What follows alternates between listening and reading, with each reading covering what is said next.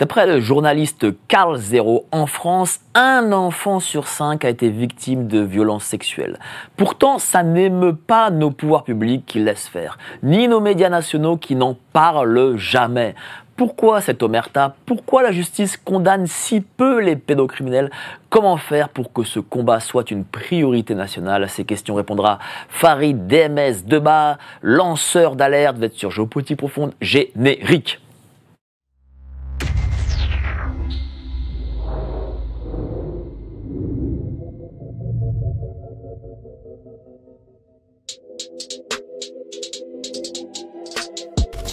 Nous sommes en guerre.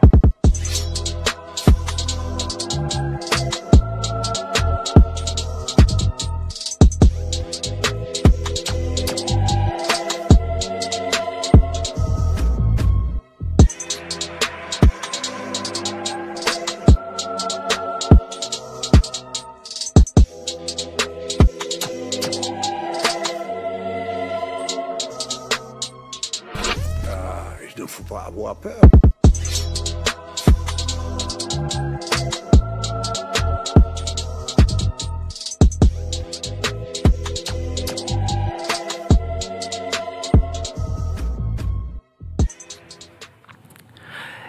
Il ne faut pas avoir peur. Bonsoir à tous, vous êtes sur Géopolitique Profonde, la chaîne qui est là pour remplacer les médias subventionnés. On va parler pédocriminalité, on va parler d'enfants, on va parler de l'omerta sur ces questions-là, comme évidemment Apolline de la Malherbe n'osera jamais le faire. Mais avant ça, n'oubliez pas, adhérez au club Géopolitique Profonde, vous y retrouverez vos auteurs préférés, vous ferez partie du même club qu'eux, vous cliquez juste sur le lien ci-dessous, 7 jours d'essai gratuit, et puis il ne faut pas avoir peur, la boutique géopolitiqueprofonde.com est ouverte.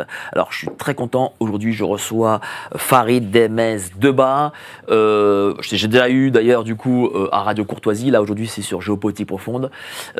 Nous, à Géopolitique Profonde, on va sortir un gros docu sur la pédocriminalité. Et donc, du coup, toute cette semaine, on va parler énormément de ça parce que, cher Farid, tu sais bien, c'est l'omerta totale dans ce pays. Malheureusement, effectivement, force est de constater qu'à partir du moment où on veut parler de pédocriminalité, il n'y a plus vraiment de courageux qui s'y collent.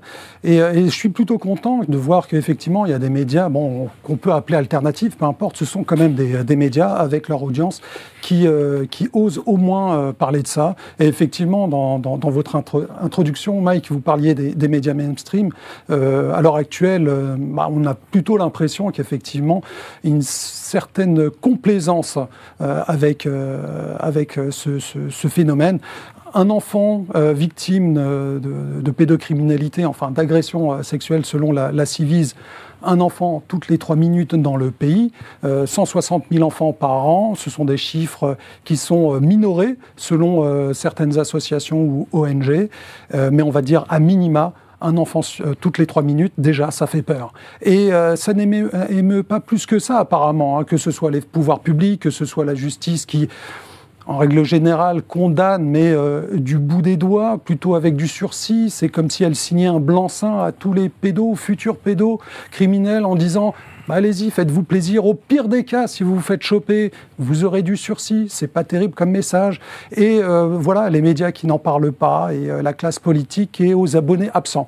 Donc, est-ce que je suis optimiste pour la suite? On va rester quand même optimiste, au moins en voyant qu'effectivement une semaine dédiée spécifiquement à dénoncer la pédocriminalité, c'est courageux, c'est bien, c'est nécessaire, c'est d'utilité publique. Et moi, je clame haut et fort, enfin à chaque fois que j'interviens dans les médias, il est temps en France que la lutte contre la pédocriminalité soit déclarée grande cause nationale. Ça manque réellement dans notre pays. Mais heureusement qu'il y a des associations, des ONG comme Touche pas à mon enfant, oui, qui sont là.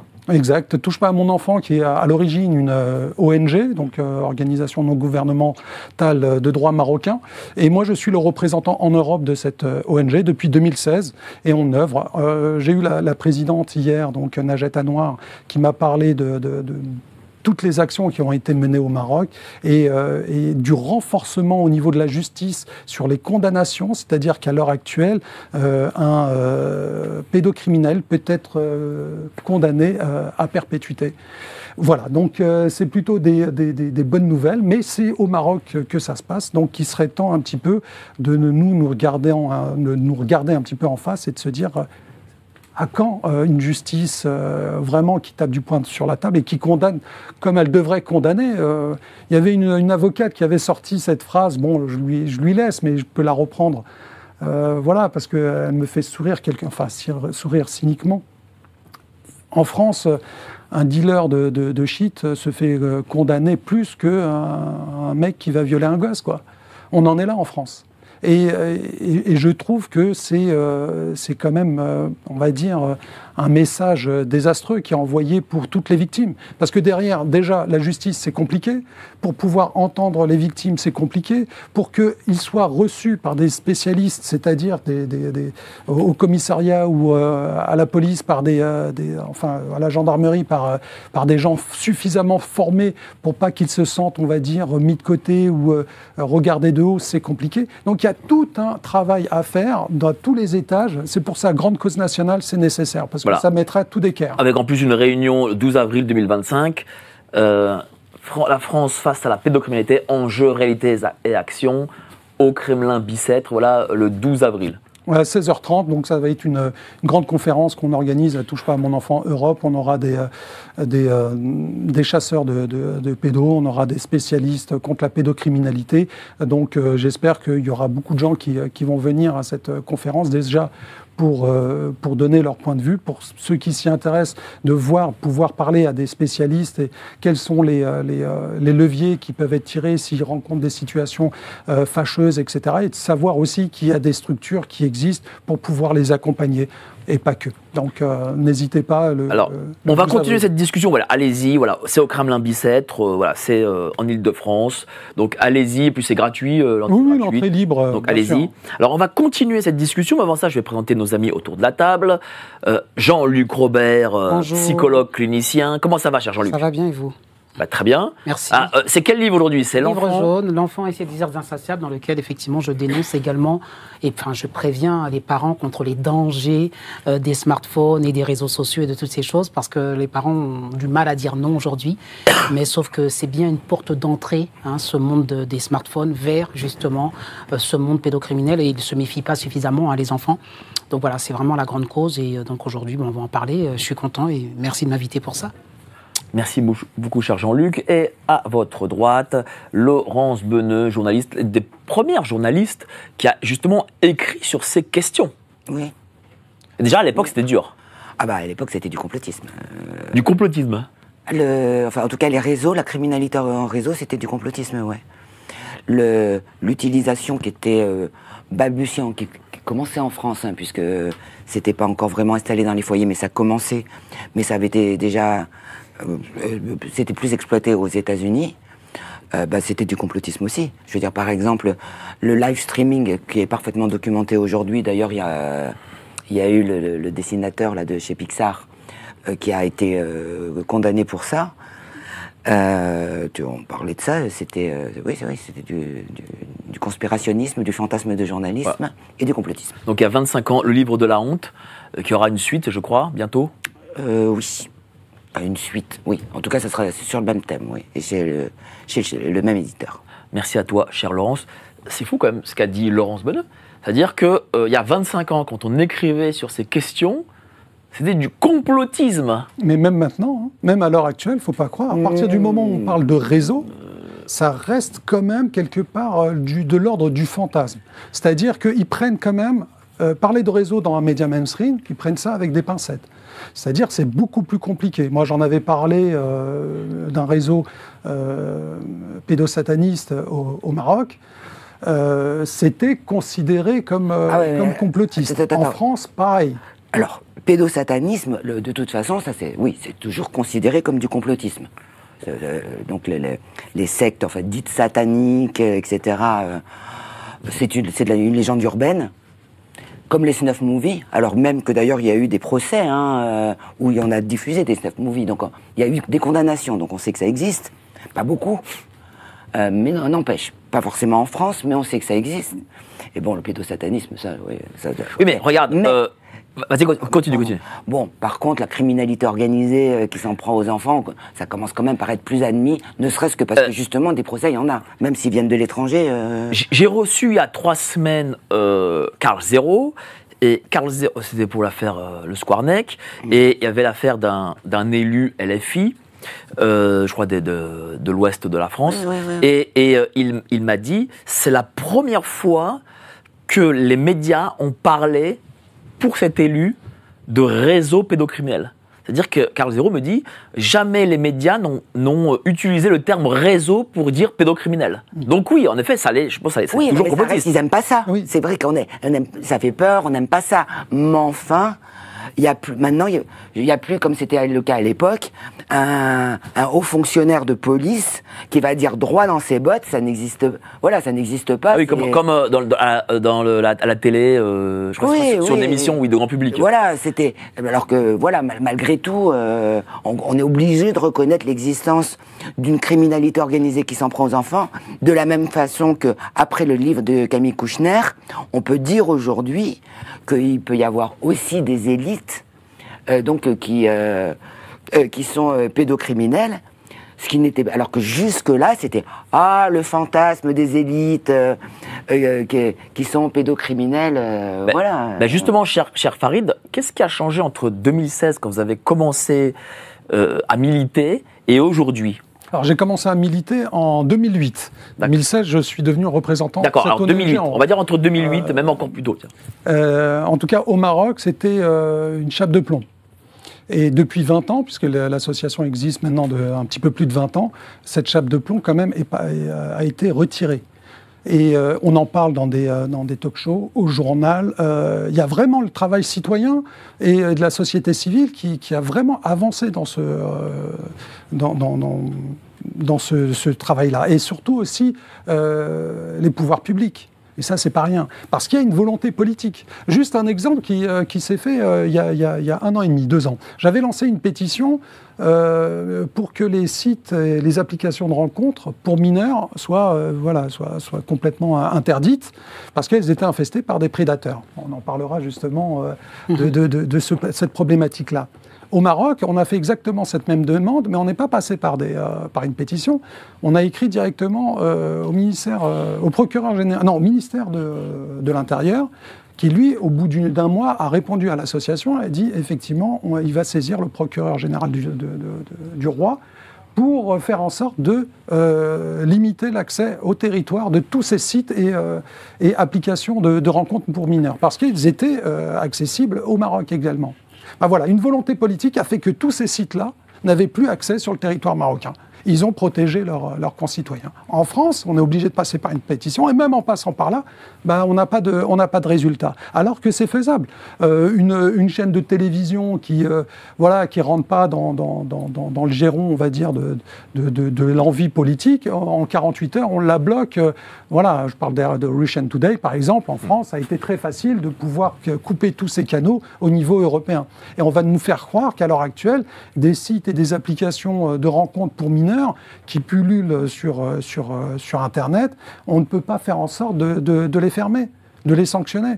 C'est ridicule. Et malheureusement, en France, on a un certain laxisme par rapport à ces questions-là qui, moi, je suis scandalisé. Oui, mais ça n'avance pas vraiment. Donc depuis 2016 jusqu'à maintenant... Ça n'a pas avancé. Il n'y a pas plus que ça. C'est-à-dire qu'on est toujours dans l'anecdotique. Et des reculades. Voilà. Il y a eu un peu des deux. Mais on est toujours dans l'anecdotique. C'est-à-dire qu'on est obligé de trouver une raison d'en parler. Par exemple, on parlait de Squarneck, on parlait de Petaram, pour pouvoir avoir cette démarche, on va dire, limite, c'est de l'ordre du fait divers exceptionnel, donc on va en parler. Alors que non, les chiffres parlent d'eux-mêmes. Et ils sont horribles. Et le Squarneck a été protégé, ça, il faut pas l'oublier. Petaram a été protégé, il ne faut pas l'oublier. Donc à tous les niveaux, c'est protégé. Et effectivement, quand on parle d'élite, à l'époque, ça partait dans le fantasme. Moi, je dis, c'est à tous les étages. Hein. Que ce soit le simple boucher, Oui, c'est pas que les élites. Oui. Jusqu'au plus haut, c'est tout le monde. C'est à partir du moment où on ne protège pas les enfants et que le peuple derrière, il regarde comme ça, un petit peu comme un chien de faïence et ne bouge pas, je me dis, il y a une certaine complaisance qui fait froid dans le dos. Et justement, qu'est-ce que ça dit de notre société qui ne protège pas ses enfants? Mais Est-ce qu'on est une société malade aujourd'hui? Oui. après, Et encore, oui, on a une société malade qui ne protège pas les enfants. Vraiment. On ne se scandalise pas du sort des enfants. On va plus se scandaliser du litre d'essence qui augmente ou de la facture EDF qu'on doit payer parce qu'elle a été multipliée par 2 à la fin du mois, plutôt de se dire qu'il y a un enfant toutes les 3 minutes qui se fait violer sur notre par exemple, territoire. Dans votre association, quels problèmes rencontrez-vous au quotidien? Ils ne savent pas vraiment par où commencer, à partir du moment où un enfant est détecté comme avoir un comportement, on va dire, qui pose problème. Et à partir de ce moment-là, c'est compliqué, parce que nous, ce qu'on leur dit, c'est aller directement voir des professionnels de la petite enfance, pédopsychiatres, ce genre de choses, qui, eux, peuvent parler. J'encourage jamais les parents de se substituer, on va dire, du travail des professionnels au niveau psychologique pour en parler aux enfants en disant, je vais faire la démarche d'aller parler à mon enfant pour savoir s'il a été touché, etc. Très compliqué. Vaut mieux avoir un certain savoir-faire et aller voir des pédopsychiatres et d'alerter. Et à partir de ce moment-là, c'est vraiment, on va dire, le chemin de croix. Voilà, c'est le parcours du combattant. C'est difficile à partir du moment où on voit effectivement qu'un enfant a été victime. C'est la croix et la bannière pour l'enfant. Pourquoi? À cause peut-être d'outreau, de ces... Non, toutes les démarches qui suivent derrière. Racontez-nous les démarches, tiens. Les démarches, déjà, il se fait interroger la première fois, c'est un petit enfant. Après, il passe entre les mains de différents spécialistes. Et après, il peut être réinterrogé par la police. Et après, il peut y avoir des confrontations. C'est compliqué. C'est-à-dire que moi, j'ai vu des affaires où les enfants étaient vus comme ça, interrogés à plusieurs phases. Et pendant toute cette phase de travail où parfois il n'est pas vraiment, on va dire, écouté, ni même entendu, ça crée c'est un certain traumatisme. Surtout le fait de répéter à chaque fois son traumatisme, encore et encore. On n'a pas en France cet automatisme, on va dire, de protéger l'enfant et d'éviter au maximum son passage entre les mains de différents spécialistes. Attends, t'inquiète pas, on va en parler. On va en parler sur la seconde partie, t'inquiète pas. Elle n'est pas d'accord avec moi. Non, c'est pas, parce que c'est vrai que c'est pas tout à fait vrai non plus. C'est pas tout à fait vrai, c'est-à-dire que normalement, il y a les auditions Mélanie, il y a quand même des dispositifs qui sont mis en place pour que les enfants n'aient plus besoin de répéter, pour qu'ils soient enregistrés. Le problème, normalement, c'est qu'il y a des coins en France où ils n'ont pas le matériel. Voilà. Bon, ça, mais est-ce que, mais indépendamment du matériel, est-ce que les policiers, les juges, tout ce personnel qu'il y a autour, est-ce qu'ils sont formés pour ces questions? Il y en a qui sont formés. Par exemple, vous allez dans des grandes villes, il y a des services qui sont très très bien formés. Mais dans les petites bourgades, effectivement, c'est très compliqué d'avoir des gens, des spécialistes, même quand ils reçoivent, que ce soit la petite enfance ou même des femmes violées, agressées, etc. C'est la même problématique. Ils n'ont pas cette formation, ils n'ont pas cet automatisme. Et c'est compliqué.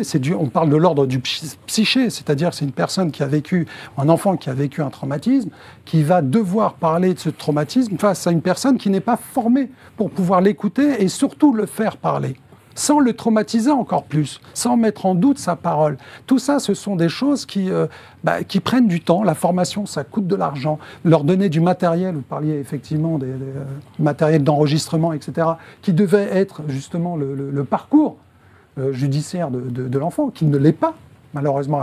Sauf cas, vraiment. En tout cas, pas toujours, quoi. Pas toujours. Et à partir du moment où, pour moi, une exception confirme la règle, c'est qu'effectivement, il faudrait que ce soit toujours. Comme ça, on n'est plus à en parler. À partir du moment où un enfant passe par ce chemin de croix et qui devient, on va dire, qu'il a l'impression à la fin que c'est une deuxième punition, la justice, beaucoup de victimes ont dit, si j'avais su que j'allais passer par tout ça, jamais j'aurais déposé plainte. Est-ce que par rapport c'est grave, à nos voisins européens, on est à la traîne, on est à quel niveau nous situons-nous? Je ne pourrais pas parler au niveau des autres voisins, peut-être. Ou même par rapport au Maroc, tiens, comme votre association à la base est marocaine.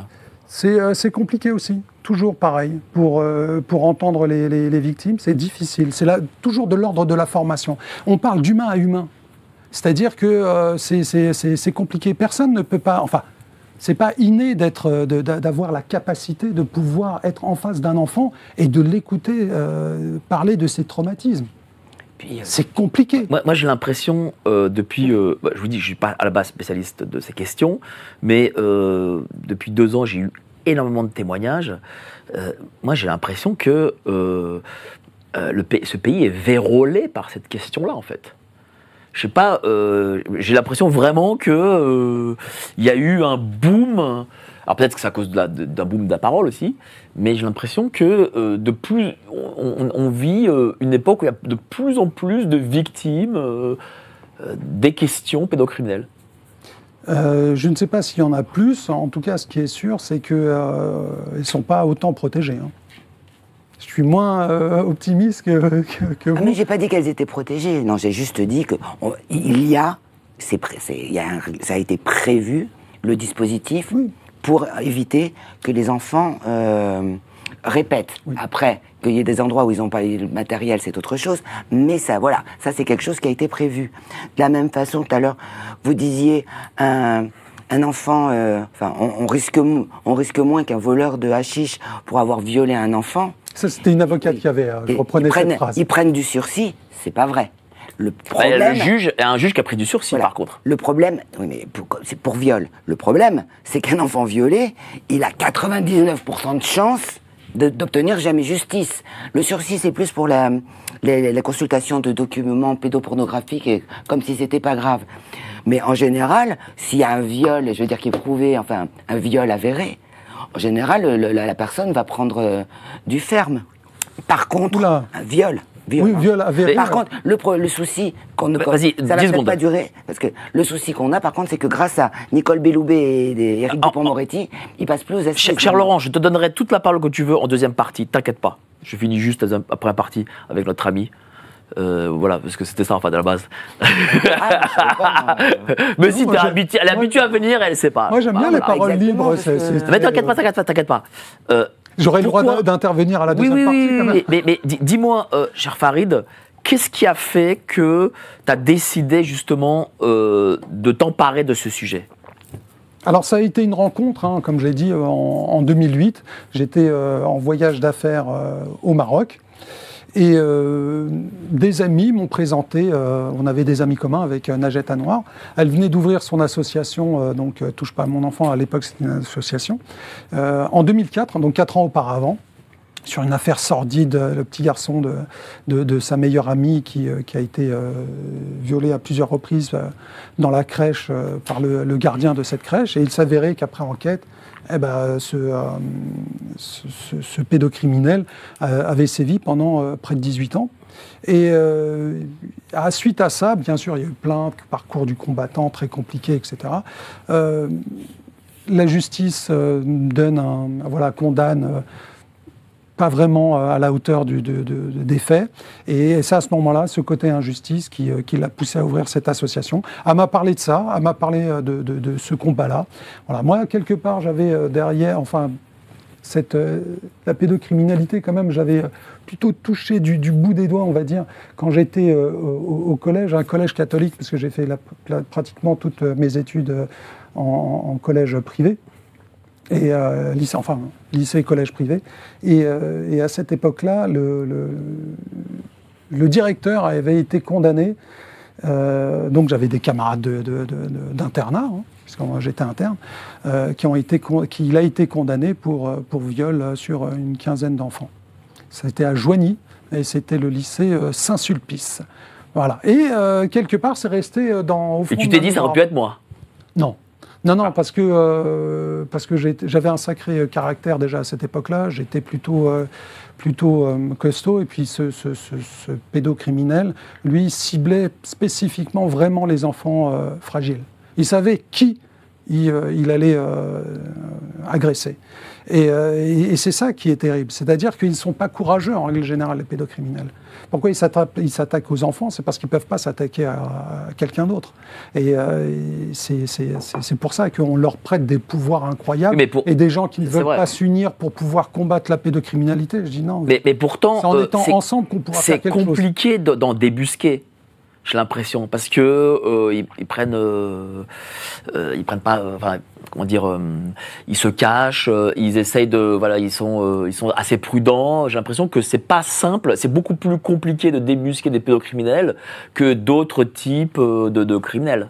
À partir du moment où on n'écoute pas les victimes ou que les victimes, elles sont tout pour moi, part des victimes. Si on les protège pas, si on les écoute pas, si on donne pas des condamnations à la hauteur des crimes. Le pédocriminel, ils sont, voilà, c'est freestyle, quoi. Il se sent tranquille. Et moins on met d'entraves à sa perversion, que ce soit sur le numérique, etc. Et plus il va se faire plaisir. Là, à l'heure actuelle, par exemple, je parlais des sites de rencontres pour mineurs. Il n'y a aucune jusqu'à présent. Hein.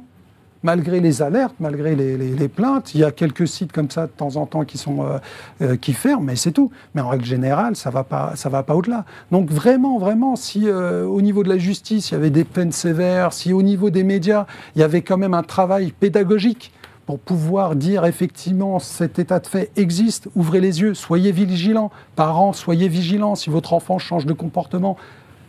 C'est pas forcément parce qu'il est mauvais ou c'est peut-être parce qu'il a subi quelque chose. Donc essayez de tendre un petit peu plus l'oreille plutôt que de le gronder parce qu'il a un comportement un petit peu bizarre. Essayez de voilà. Mais tout ça, ça s'apprend. C'est pas inné. Et tout ça, c'est du travail de l'ordre, c'est d'utilité publique que ça doit être fait. Et c'est pour ça, grande cause nationale, ça part de là, pour que à tous les étages, on puisse en parler. Et médiatiquement, on puisse faire un travail d'utilité publique. On a un bouquet de chaînes étatiques qui ne fait absolument rien sur les questions de la petite enfance. Au niveau de la protection, de la pédocriminalité, ils ont fait des spots de temps en temps, mais sans plus. Il n'y a pas de série, il n'y a pas de film qui parle de ça plus qu'il en faut, il n'y a pas de documentaire, etc. Et bon, c'est ça qui est dommage. Et surtout, dire aux victimes qu'à partir du moment où ils prennent la décision de rentrer dans le cursus judiciaire, enfin dans le système judiciaire, qu'ils ne vont pas en pâtir derrière, qu'ils ne vont pas se retrouver, comme qui dirait, les dindons de la farce. Comment ça ? Comme elle l'a dit, à l'arrivée, les victimes ont très rarement gain de cause. Et ça, les victimes... C'est-à-dire qu'aujourd'hui, on peut être victime, porter plainte, et en fin de compte, ça se retourne contre soi, c'est ça? Pas forcément se retourner, mais au moins, voilà, à l'arrivée, il n'y a rien du tout. Il y a un non-lieu, relaxé, pas suffisamment de preuves, voilà, circuler, il n'y a rien à voir. Et ça, c'est pas encourageant pour pouvoir faire évoluer la société. Derrière, les gens, ils se disent, attendez, on est quand même dans une justice où ce qui est le plus important intrinsèquement pour l'individu, c'est l'enfant. Et l'enfant n'est pas protégé.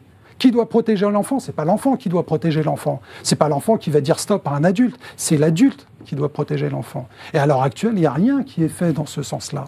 C'est-à-dire que même, on peut parler par exemple du consentement à l'école, la loi Evars et compagnie, enfin le programme Evars, pardon, et compagnie, où ils essayent, c'est très bien, de parler de protection, etc. Mais faut pas se tromper de combat. C'est-à-dire qu'à partir du moment où on change la charge de la responsabilité en disant l'enfant a la possibilité de dire non ou dire oui, c'est pas possible. L'enfant n'a pas cette charge mentale, cette possibilité de dire oui ou non. C'est non. Un acte sexuel, c'est non. Point final. Et c'est de la prévention qu'on veut. On ne veut pas de l'éducation, on veut de la prévention. Comment ça, de la prévention? C'est-à-dire la prévention auprès de qui? Des enfants, des parents? Oui, non, des préventions auprès des enfants, des parents, effectivement. Ça serait très intéressant. Nous, on en avait parlé à Touche pas à mon enfant Europe, de faire des assises, justement, pour informer les enfants, justement, sur le changement de comportement, etc., de leur progéniture. Et tout ça, c'est dans un programme, par exemple, de protection de l'enfance sur juste une volonté de se protéger. Voilà. Mais pas aller au-delà. C'est-à-dire qu'un enfant, on ne peut pas le perturber avec des interrogations d'adultes. C'est pas possible. Et à l'heure actuelle, il y a beaucoup de fantasmes aussi, mais il faut être prudent. Et je pense que la prévention n'est pas éducation. Et pour moi, l'éducation nationale, déjà, on éduque un enfant, ce sont les parents qui éduquent. Et l'instruction nationale, c'est l'éducation. Enfin, normalement, on ne devrait pas s'appeler l'éducation nationale, ça devrait s'appeler l'instruction nationale. C'est l'État qui instruit les enfants. On instruit à apprendre les maths, la géographie, etc. Et c'est aux parents d'éduquer leurs enfants. Rien que sur les termes, la sémantique même est mauvaise dans ce pays. C'est pas possible. Ça, c'est sûr. Merci, cher Farid. On va passer à la deuxième partie, mais il y aura les petites annonces avant. Merci à vous d'être toujours si nombreux tous les soirs. Abonnez-vous, rejoignez le club Géopolitique Profonde. Vous cliquez sur le lien ci-dessous et vous aurez 7 jours d'essai gratuit. Un quart de nos vues se font par des gens qui ne sont pas abonnés. Donc abonnez-vous, vous ne louperez rien comme cela. Plus nous serons nombreux et plus ces messages seront diffusés parmi vous. Dites-moi, cher Jean-Luc, là, qui passait le bac, qu'est-ce que vous avez pensé là? Tiens, justement, justement, vous, en tant que psychologue, clinicien, vous avez affaire aux enfants et tout. Ces enfants, déjà, une chose, les enfants ne mentent pas. Non, je le répète toujours, on ne croit pas suffisamment la parole des enfants. Et comme vous dites, même on leur demande de répéter. Mais au final, on n'aboutit pas toujours à une condamnation. C'est ce qui est intéressant. Il y a beaucoup de cas. Moi, cliniquement, j'ai déjà vécu ce genre de cas où l'enfant qui a parlé, qui a dénoncé les faits, est pourtant gardé par son père qui a été accusé de viol. Et il y a aussi des cas, beaucoup de cas, parce que vous disiez que oui, on protège ou pas l'enfant, mais il y a des cas où c'est dangereux de dénoncer les choses pour la mère. Parce que lorsqu'elle dénonce les choses, on lui enlève la garde aussi. Et on place son enfant. Et de ces cas-là, j'en ai eu beaucoup. C'est-à-dire que... On place les enfants. Ben oui, on estime que l'enfant, il est en danger au sein du foyer. La mère a dénoncé le bourreau, celui qui commet les actes pédocriminels. Et pour autant, on estime qu'elle n'est pas en mesure de garder son enfant. Et donc, du coup, on enlève la garde aux deux. Je trouve ça aberrant. La justice marche sur la tête. Donc, vous voyez, aujourd'hui, et moi, j'ai eu des parents comme ça, des mères qui m'ont dit, mais j'ai envie de le dénoncer, mais si je le dénonce, je prends le risque que l'on m'enlève mon enfant. Parce que, sous-entendu que, je sais pas, c'est délirant. Exactement. Comme si c'était de la faute des mères. Exactement. Donc, bon, moi, déjà, la justice marche à l'envers. Donc, ça, c'est le premier point. Et vous parliez aussi des VARS. Alors, ça, c'est hyper intéressant parce qu'il y a un truc qui marche à l'envers dans les VARS, c'est qu'on veut éduquer les enfants, effectivement, à être capables, à 3 ans, d'être consentants ou pas. Effectivement, bon, c'est délirant et compagnie. Mais ce qui est intéressant, c'est les parents. Moi, je pense qu'il faudrait éduquer. Et ce qui manque dans le programme EVARS, c'est ça. C'est-à-dire que les parents, moi je le dis souvent, quand un parent vient me voir et qu'il y a eu ce genre d'affaires, ou même des affaires de transgenrisme et compagnie, ils n'ont jamais vu la chose venir. C'est-à-dire qu'ils n'ont pas, ils pensent que mettre un enfant au monde, l'enfant va s'élever, s'éduquer tout seul. Il faut être proche de son enfant, il faut l'écouter, il faut voir, il faut le suivre, il faut regarder quel smartphone il a, quelle application. Carl Zero a dénoncé l'autre jour des enfants de 8 ans qui ouvraient des comptes. Vous savez, tous les Meet Me, Rencontre Ado, Youbo, Sport, machin, tous ces sites-là qui se créent pour des rencontres ados. Bon, vous avez dit interdit, mais les enfants vont dessus. Des fois, ils ouvrent des comptes comme s'ils avaient 17 ans, alors que l'enfant a 8 ans. Ça, c'est déjà arrivé plein de fois. L'enfant a 8 ans, il ouvre un compte parce qu'il a envie de participer à ça, et il dit qu'il a 16 ans. Lui-même change son âge pour pouvoir participer à ça. Et moi, j'ai eu des cas comme ça où les parents me disent, ils viennent me voir quand l'enfant a 18, 19 ans, ils me disent, oui, il s'est passé telle chose. Souvent, je remonte le fil avec eux. Je dis, tout allait bien à 8, 10 ans? Non, oui, tout allait bien. Et quand on discute, on se rend compte que non, tout n'allait pas bien. L'enfant était isolé. Il n'avait pas de copains à l'école. Il rentrait de l'école, il s'enfermait dans sa chambre. Il était dans les cyber tout le temps dans le virtuel. Vous ne l'avez pas vu grandir.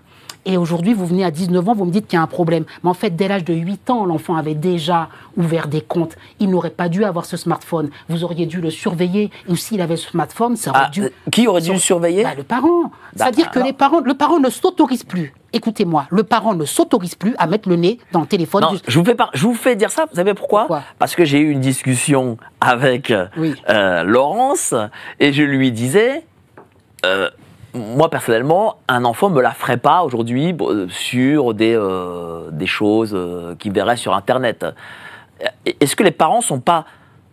Bon, ils se disent naïfs, certes, mais est-ce qu'ils ne sont pas sciemment naïfs? Moi, le problème, c'est que cette société, on est vraiment dans le côté permissif au niveau de l'éducation. Je vous ai dit, il y a vraiment un virement dans l'éducation où le parent, bon, vous voulez me répondre, mais je termine, le parent se met beaucoup dans la compréhension, a beaucoup de mal à interdire. Vraiment, j'insiste toujours sur cette éducation où on n'accepte plus le côté asymétrique.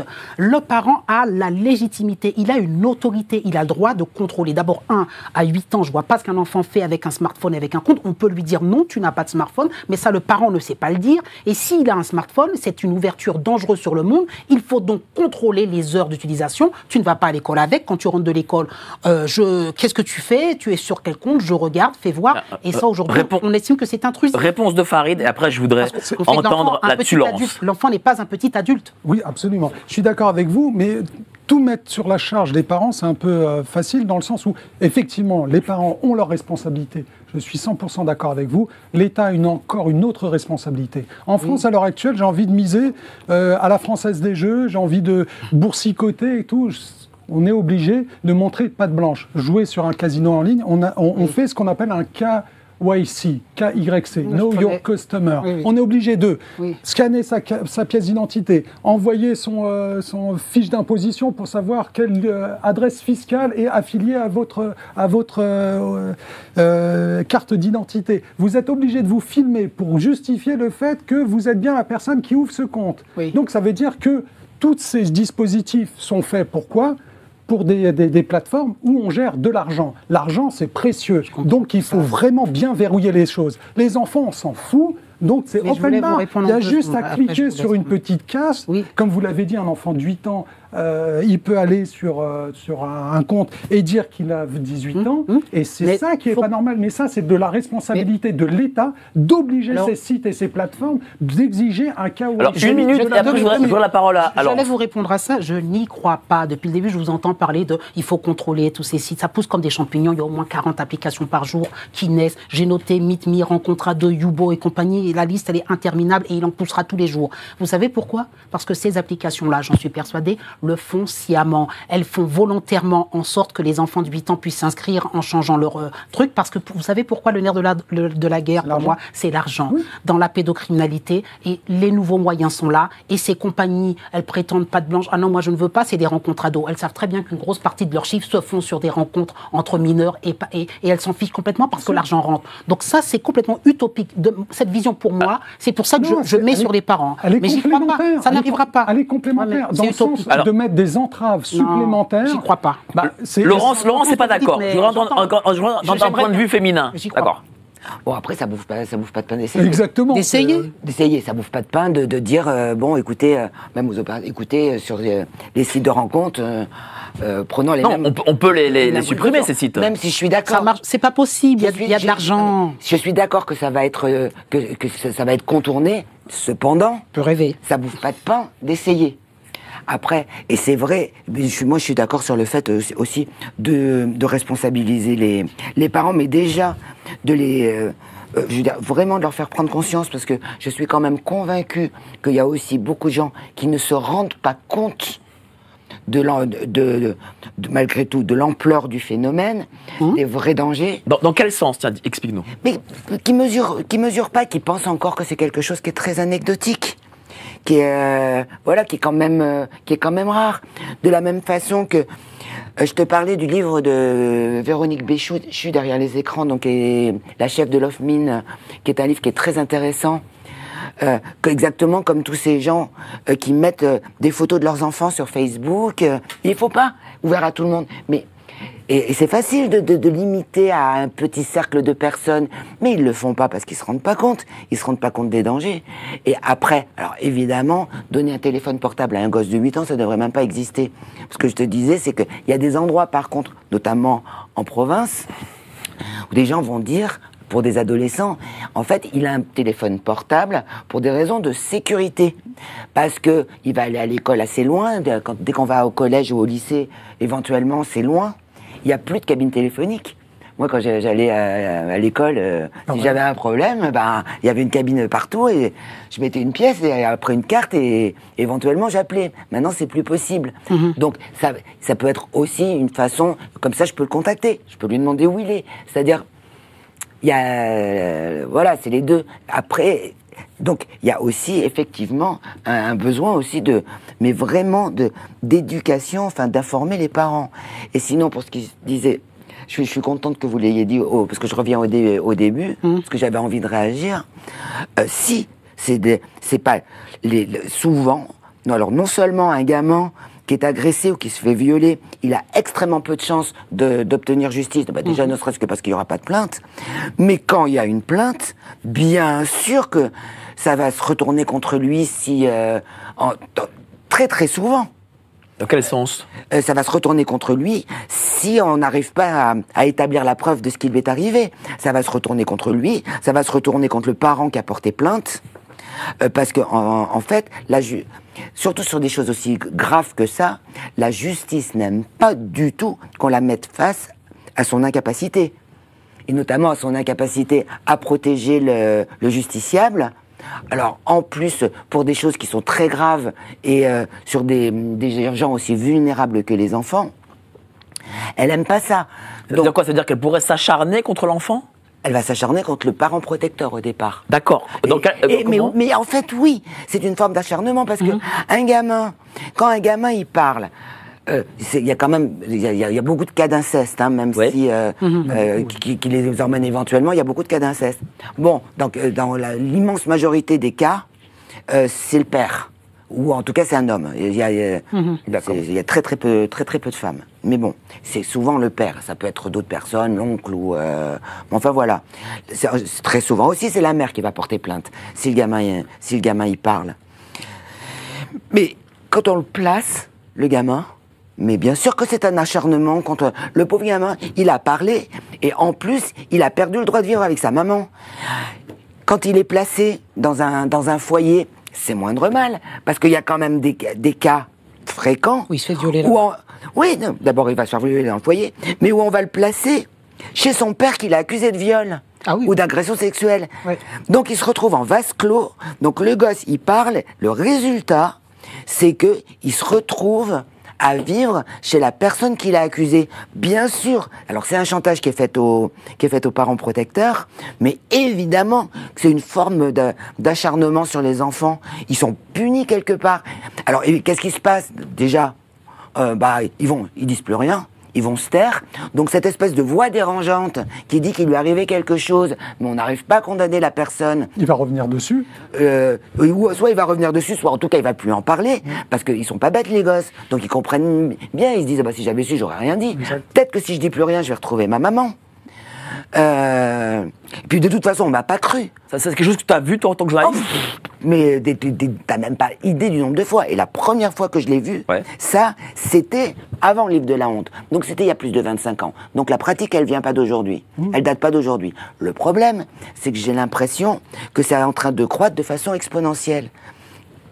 Parce que, alors à l'école, déjà, c'est très compliqué, c'est pareil. En plus, on a besoin d'avoir confiance dans l'éducation, qu'elle soit privée ou nationale, parce que l'éducation nationale, c'est le même problème. Hein. Alors, la preuve est difficile à établir, puis on a besoin d'avoir confiance dans les enseignants. Donc, au-delà de certains cas où, en plus, il y a une espèce de dogmatisme qui est pas top à l'éducation nationale.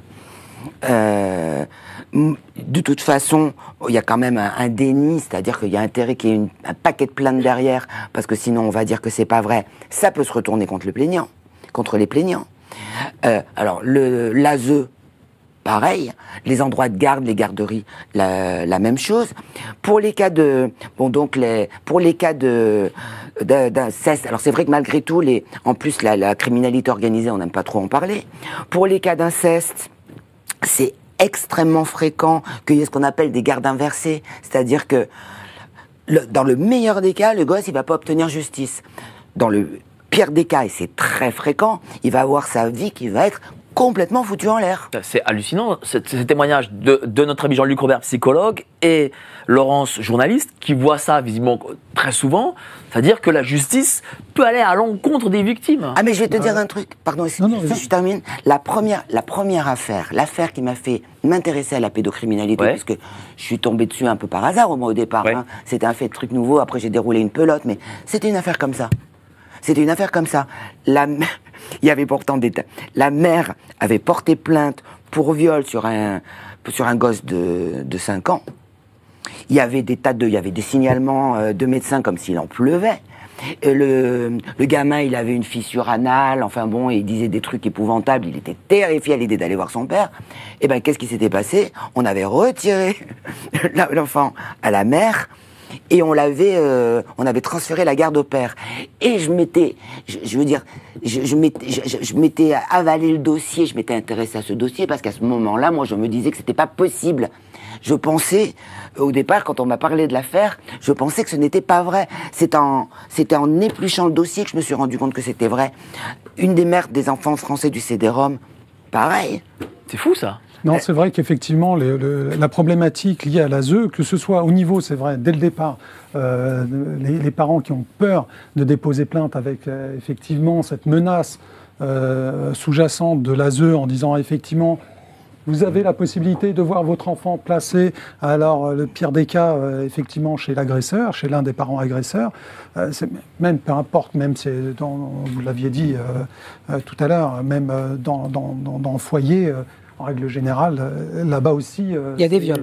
Il y a énormément de viols. D'ailleurs, il y a plus de viols d'enfants entre enfants que d'adultes avec enfants. Ah bon? C'est dans les foyers. Il y a les deux. Oui. Il y a les deux. Non, il y a les Non, deux. mais je parle Je sais pas. aux proportions. Non, mais c'est ça qui est terrible. C'est-à-dire que... C'est-à-dire que l'enfant, déjà, aura dénoncé un tortionnaire, il sera doublement victime parce que la justice va s'acharner. Et en plus, s'il est placé à l'ASE, il a des chances d'être à nouveau violé. Que ce soit par les enfants ou que ce soit par les adultes. Et il y a beaucoup de gens qui ne savent pas qu'effectivement, il y a beaucoup d'enfants qui se font violer d'abord par les enfants. C'est énorme. Il y a un chiffre en fait. On estime que sur les 160 000 victimes estimées, qui sont probablement très sous-estimées d'ailleurs, Oui, sous-estimé. enfin, de victimes par an, 25% sont agressés par des mineurs. L'estimation, c'est 25%, 75%. Parler au sein de l'ASE, quand même, qui est une institution d'État qui est censée protéger l'enfant, qui ne les protège pas. Oui, alors, C'est-à-dire que déjà, on a un gros problème avec la protection des enfants où ils ne protègent pas l'enfant, où on a la responsabilité et nous tous, puisque l'ASE c'est l'État, c'est géré par les départements, donc ça nous incombe, c'est de notre responsabilité de faire en sorte que tous les enfants qui rentrent dans le système de protection de l'enfant soient protégés. Pour ça on appelle ça, mais ils ne le sont pas. Et l'État se désintéresse totalement de ces enfants-là. Beaucoup d'enfants sont déscolarisés, beaucoup d'enfants sont maltraités, vivent des viols, que ce soit Mais pourtant, des l'ASE adultes reçoit 10 000 euros par enfant par mois. C'est quand même de l'argent. Oui, non, mais après on pourrait Où va cet argent? On pourrait parler... Est-ce que vous, par exemple, en tant qu'association, vous avez pu voir où allait cet argent? Alors l'argent, ça dépend des départements, parce que c'est inégal selon les départements. Il y a des départements où c'est plus, il y a des départements où c'est moins. Il n'y a pas, là aussi c'est bizarre quand même dans ce pays, c'est-à-dire qu'il c'est pas lissé au niveau de tout le territoire. Après, ça incombe aux frais, c'est-à-dire qu'ils font une grille de frais. Un enfant, ça s'habille, ça se nourrit, il faut les 3-8, c'est-à-dire qu'il faut le surveiller H24, puisqu'il est dans une institution, donc il faut humainement parlant, des gens qui soient censés être formés, je dis bien censés, parce que c'est pas souvent le cas, et tout ça, bien sûr, ils disent, voilà, ça coûte tant. Mais malheureusement, ces institutions diront toujours que c'est insuffisant, parce qu'on n'a pas suffisamment de personnel, on n'a pas suffisamment de budget. Donc après, voilà, chacun essaye de défendre sa paroisse, et derrière, l'enfant est mis de côté. Et c'est ça aussi qui est problématique. De toute façon, l'enfant est toujours perdant dans cette histoire. Toujours. Que ce soit au départ avec le parent qui, comme on l'a dit tout à l'heure, veut dénoncer. Il a cette épée Damoclès au-dessus de la tête qui lui dit « Attention, on va retirer votre enfant », donc des gens visitent. Voilà, il y a toujours cette menace. Ensuite, l'enfant, au lieu d'être placé dans une famille proche qui pourrait, on va dire, faire tampon, éviter que les parents agresseurs aillent voir l'enfant, c'est toujours mieux qu'un placement en foyer. C'est pas systématiquement fait. C'est fait, mais c'est pas systématique. Et ensuite, quand l'enfant est placé en foyer, il y a malheureusement beaucoup de drames qui s'y passent. Donc, Qu'est-ce qu'on peut faire derrière? Il faut mettre tout ça à plat. Il faut faire en sorte qu'il y a un grand chantier à tous les niveaux, que ce soit au niveau de l'aide sociale à l'enfance, que ce soit de l'éducation nationale. Il faut vraiment donner un coup de pied dans la fourmilière pour faire en sorte de mettre tout ça d'équerre, parce que rien ne va dans ce pays. Cher Jean-Luc, vous vouliez rebondir? Oui, au cours de ma carrière, j'ai tellement vu à l'ASE à chaque fois des patients qui venaient me dire qu'ils avaient été violés au sein de l'ASE, ça m'est arrivé plusieurs fois, que moi j'ai rebaptisé l'ASE, au lieu de l'appeler l'aide sociale à l'enfant, je l'appelle abus sexuel sur enfant. Voilà, moi je l'appelle comme ça l'ASE. C'est l'abus sexuel sur enfant. Parce qu'il faut noter, ce qui est très important, c'est de se dire qu'il n'y a aucune sélection qui est faite des familles. C'est là que ça ne va pas. C'est-à-dire que c'est une administration, on appelle famille d'accueil n'importe qui. Il est facile, vous postulez, vous posez un dossier. Il y a même eu un OQTF qui a eu une famille un jour. Vous avez entendu aussi l'histoire, justement, j'ai noté monsieur Cottineau, le fameux LFiste, là, enfin militant LFiste, qui s'est fait passer pour un assistant familial et qui a violé une petite gamine qui était polyhandicapée. Il a violé plusieurs enfants. Donc vous voyez comment on peut se faire passer pour assistant familial en étant complètement taré. On ne nous fait pas passer de tests psychologiques, on ne regarde pas... Comment ça, on ne fait pas passer de test? Il n'y a rien? Mais c'est bidon. Non, il n'y a pas de test. Chaque famille, vous savez, quand vous... Est-ce que par exemple, vous, en tant que psychologue, est-ce que l'ASE, vous avez travaillé avec l'ASE, est-ce qu'on vous a dit, voilà, nous allons peut-être avoir une famille d'accueil, est-ce que vous pouvez voir... Ils sélectionnent des familles n'importe comment, et certainement pas, ils leur font pas voir un psychologue. Ça devrait être pour moi comme quand on veut adopter un bébé. Voilà. C'est-à-dire qu'en gros, il faut réellement qu'on regarde. Il y en a qui sont familles d'accueil parce qu'ils veulent du fric. Parce que quand vous êtes famille d'accueil, ça rapporte. C'est combien? Je ne connais pas le montant, mais ça rapporte bien. Ça dépend ça dépend du degré du handicap ou de l'enfant. Mais en gros, croyez-moi, vu le nombre de familles que j'ai vues, parce que moi j'ai travaillé en IME, je voyais beaucoup de parents qui étaient familles d'accueil, d'enfants autistes.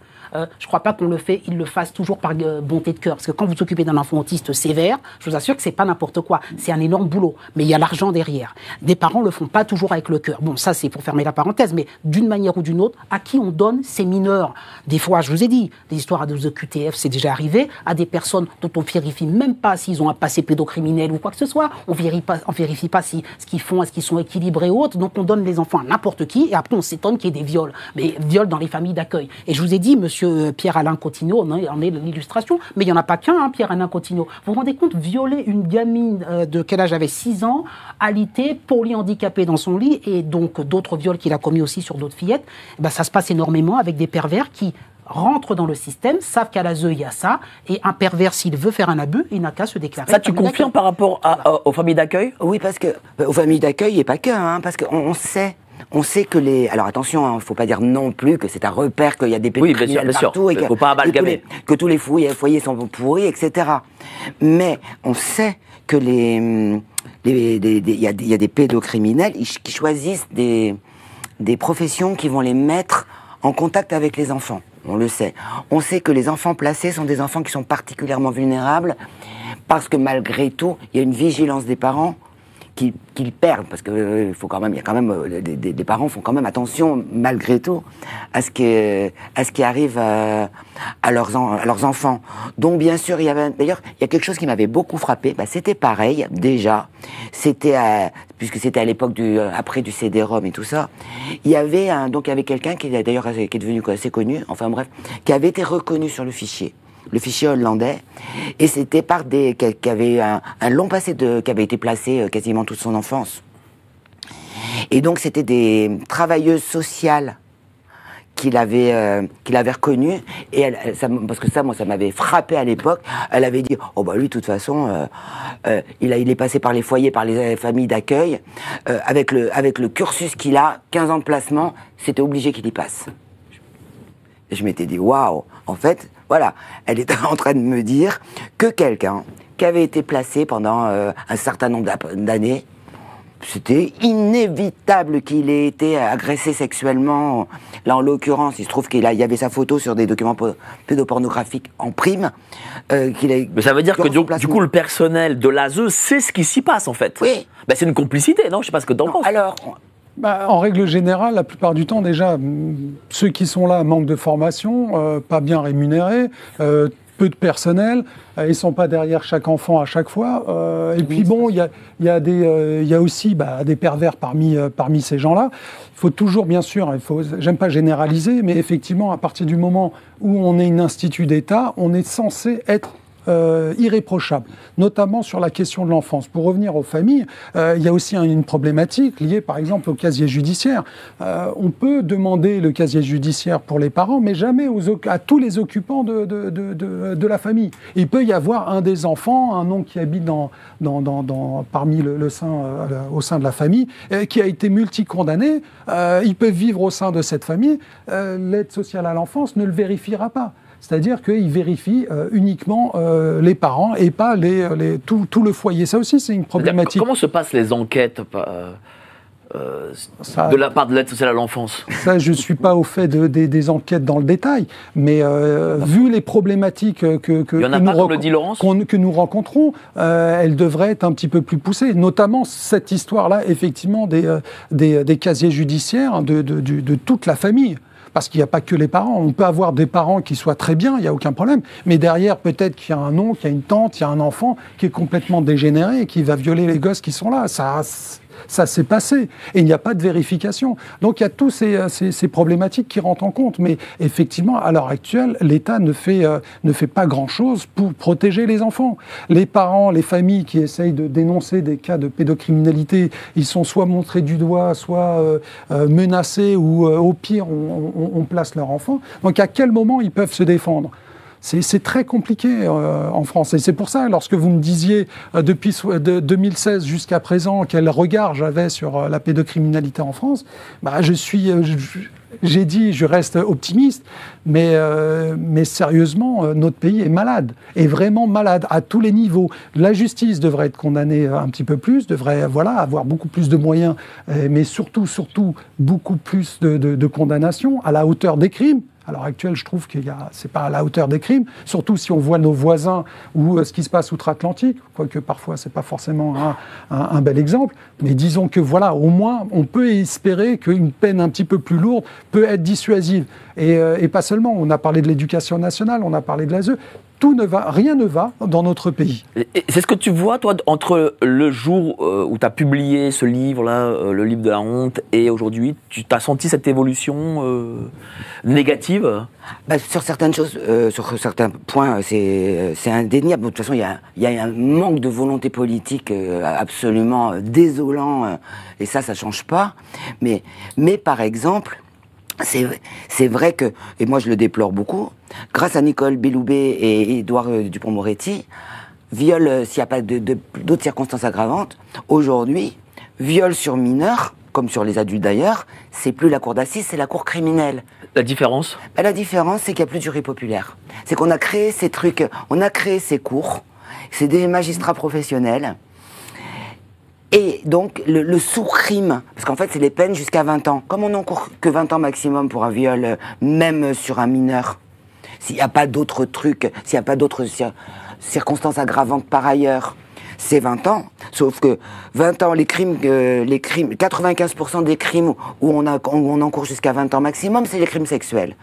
Donc, de fait, les crimes qui n'ont pas les honneurs de la cour d'assises, c'est les crimes sexuels, y compris sur enfants. Et c'est une grosse différence parce que les jurys populaires n'aiment pas ça. Je ne vais pas dire que les magistrats, mais bon, ils pensent plus. C'est pas pareil, les magistrats. Alors que, puis ça dépend desquels. Mais alors que en général, le jury populaire n'aime pas ça. Donc, moi je crains fort que ça crée en fait une baisse de fait des peines qui vont être prononcées.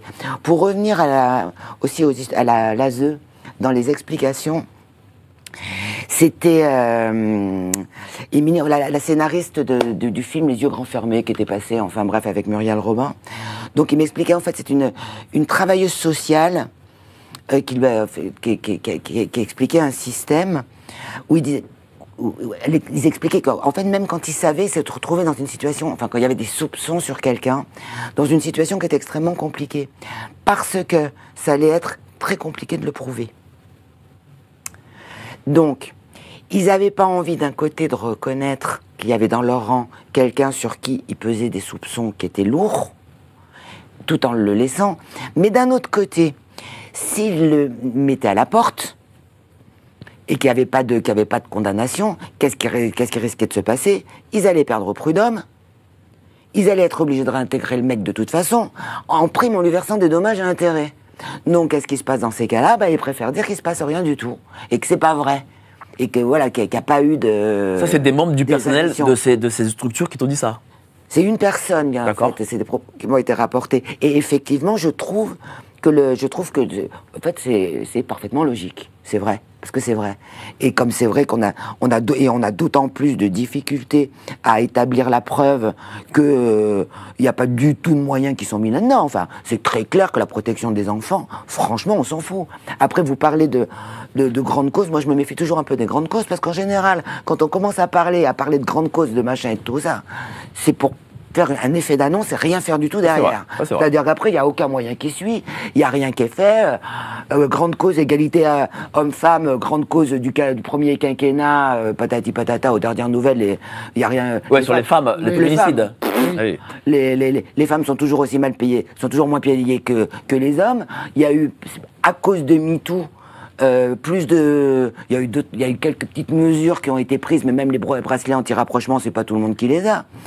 Il y a eu pendant un moment, pour les violences conjugales, il y a plus de femmes qui ont porté plainte, mais comme il y a 30% de plus pendant le dernier, sur 3 mois, mais comme il n'y a pas eu 30% de plus de policiers, de toute façon, il s'est juste passé qu'à un moment, ils n'arrivaient plus à recevoir les plaintes, donc on les a envoyés auprès d'associations. Enfin bref, les grandes causes. D'ailleurs, si je ne m'abuse, il me semble, Emmanuel Macron n'a pas dit que la protection de l'enfance, ça allait être la cause de ce quinquennat-là. Oui, mais regarde, toi, tu as été...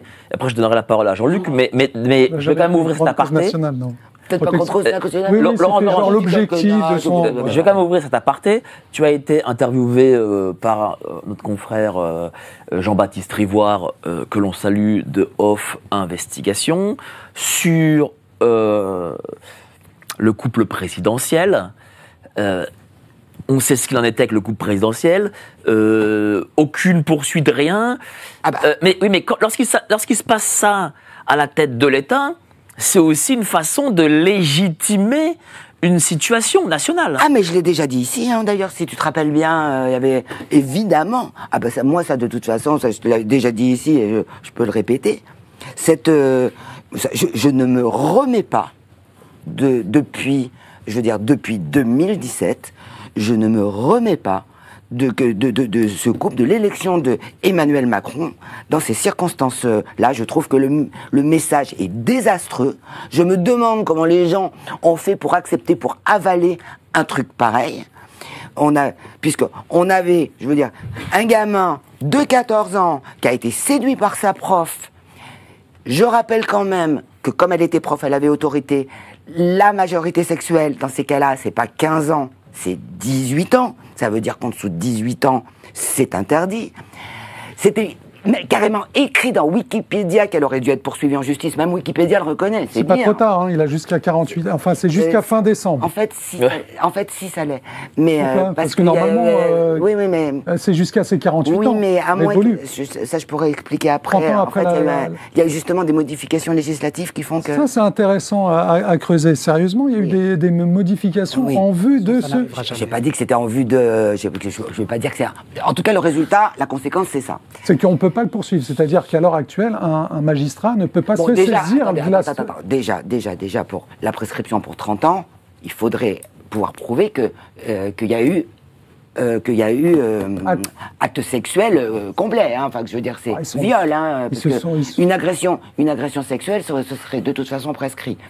Mais bref. Mais donc, pour terminer, moi, c'est vrai que je trouve que le message d'impunité, de justice de classe et de quelque part, c'est pas grave, envoyé du sommet de l'État est absolument désastreux. Parce que j'aime autant annoncer que si un prof de mes enfants, enfin, l'avait séduit, et même, il avait même pas besoin d'être marié, d'avoir 25 ans de plus, et 4 gosses, même s'il avait 25 ans, ça aurait été pareil, avait été séduire un de mes gamins à 14 ans, il aurait eu des sacrés problèmes avec moi, avec sa mère. Je ne comprends pas qu'à ce moment-là, qu'il n'y ait pas eu de signalement de l'école.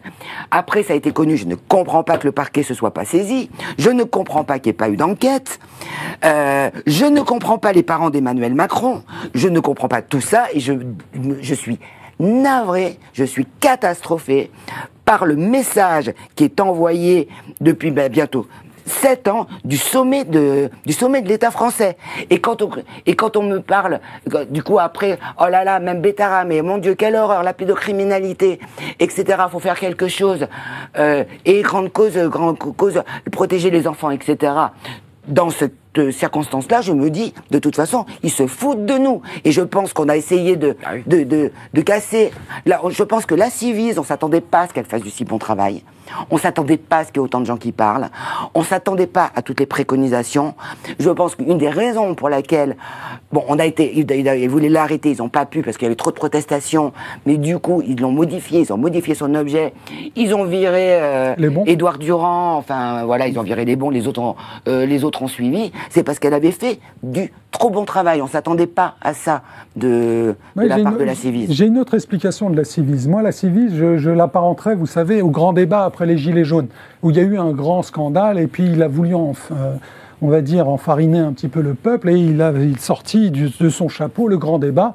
Donc il allait, on l'a bien vu, ces images, dans toutes les municipalités, parler au peuple, on vous écoute. Il y avait même des cahiers de doléances, comme à l'époque de la Révolution française. Dites-nous ce qui ne va pas, on va vous écouter. Et après, il en a fait des confettis. On n'a jamais rien vu de ce grand débat. C'est comme le rapport Borloo, où Borloo lui a fait un rapport sur les banlieues.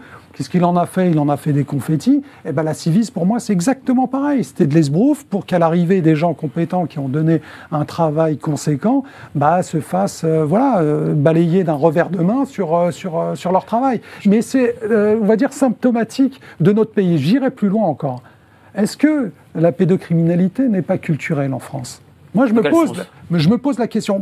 Cette acceptation de la part du peuple, je me dis qu'effectivement, les gens acceptent la pédocriminalité. Vu le peu de réactions du peuple, vu que toutes les affaires, vous parliez de Bétara, mais on peut parler plein de gens, de gens réponse connus. de Jean-Luc en tant que psychologue. Tiens, ça c'est pas...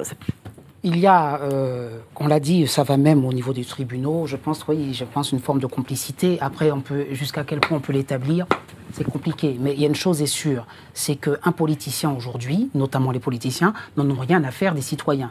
Ils sont élus, vous avez vu que c'est la valse des ministres tous les 6 mois, ça change, ou des fois ils gardent un ministère 1 an, mais ils connaissent rien au dossier. L'important c'est sa carrière, c'est de monter, compagnie. Vous voyez, j'ai noté pendant que vous parliez que la déléguée donc en charge de l'enfance et de la jeunesse et des familles, qui était l'année dernière, qui a changé, mais il n'y a pas de volonté politique. Quand vous êtes délégué donc en charge de l'enfance et de la jeunesse et des familles, normalement vous êtes au courant qu'il y a des problèmes à l'ASE, qu'il y a des problèmes ou autres.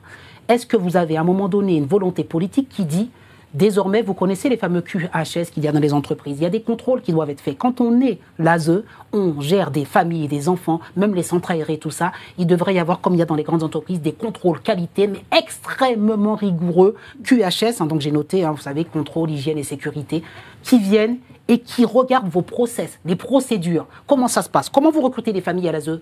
Je viens, je note. Moi, je l'ai vécu dans un IME. C'est-à-dire, on vient, il y a des gens qui contrôlent les procédures et qui regardent. Alors, on le fait pour les chaînes d'aliments, vous savez, le contrôle alimentaire. On vient, si vous avez vu le scandale qu'il y a eu avec les pizzas, là, les enfants. Buitoni et compagnie, bien sûr. Quand vous êtes une grande entreprise comme Buitoni, vous croyez que vous faites des pizzas comme ça et on vient pas vous contrôler? On vient vous contrôler. Il y a le QHS qui dit, là, ça va pas.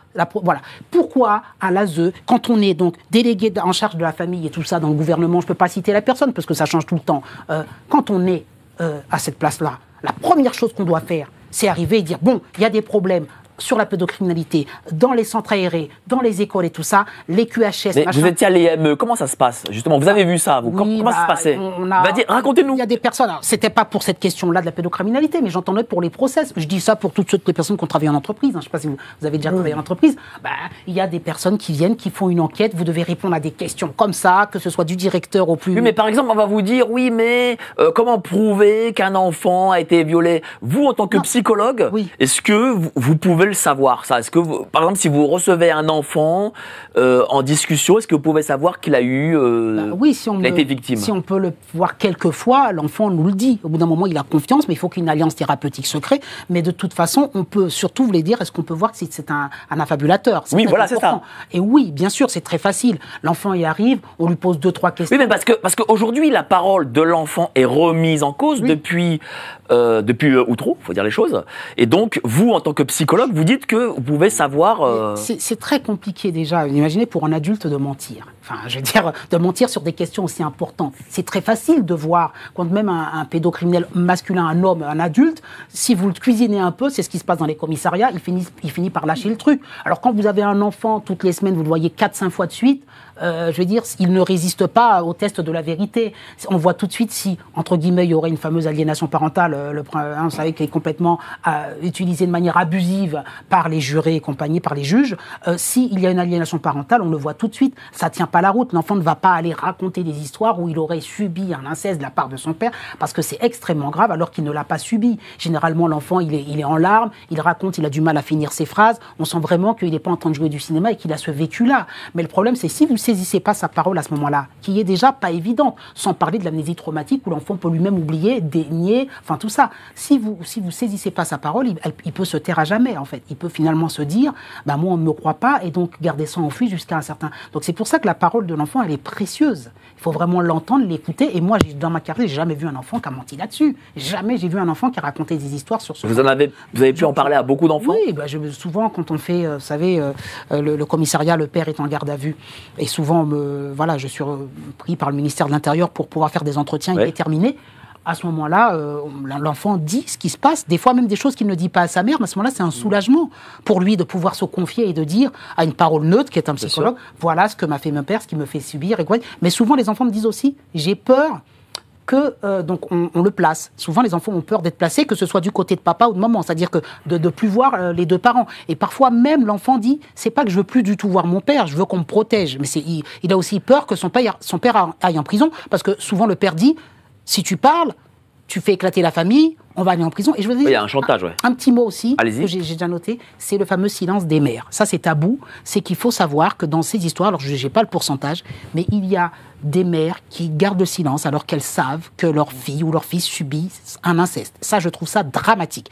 Pourquoi ? Peut-être pour préserver le couple, pour préserver une illusion de famille, qui disent à l'enfant, mais si tu parles, tu vas faire exploser la famille, ou des fois qui nient, qui ne croient pas l'enfant. Et c'est souvent, parfois au commissariat, lorsqu'ils se retrouvent face la confrontation. Voilà, confrontation.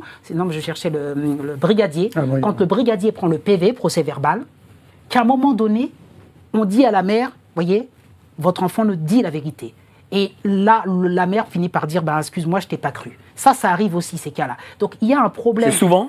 Non, je ne dirais pas souvent, mais on parlait, les mères, vous disiez que les mères ne sont pas effectivement incestueuses, la plupart du temps, mais il peut y avoir une forme de complicité par non-assistance à personne en danger. Ça arrive.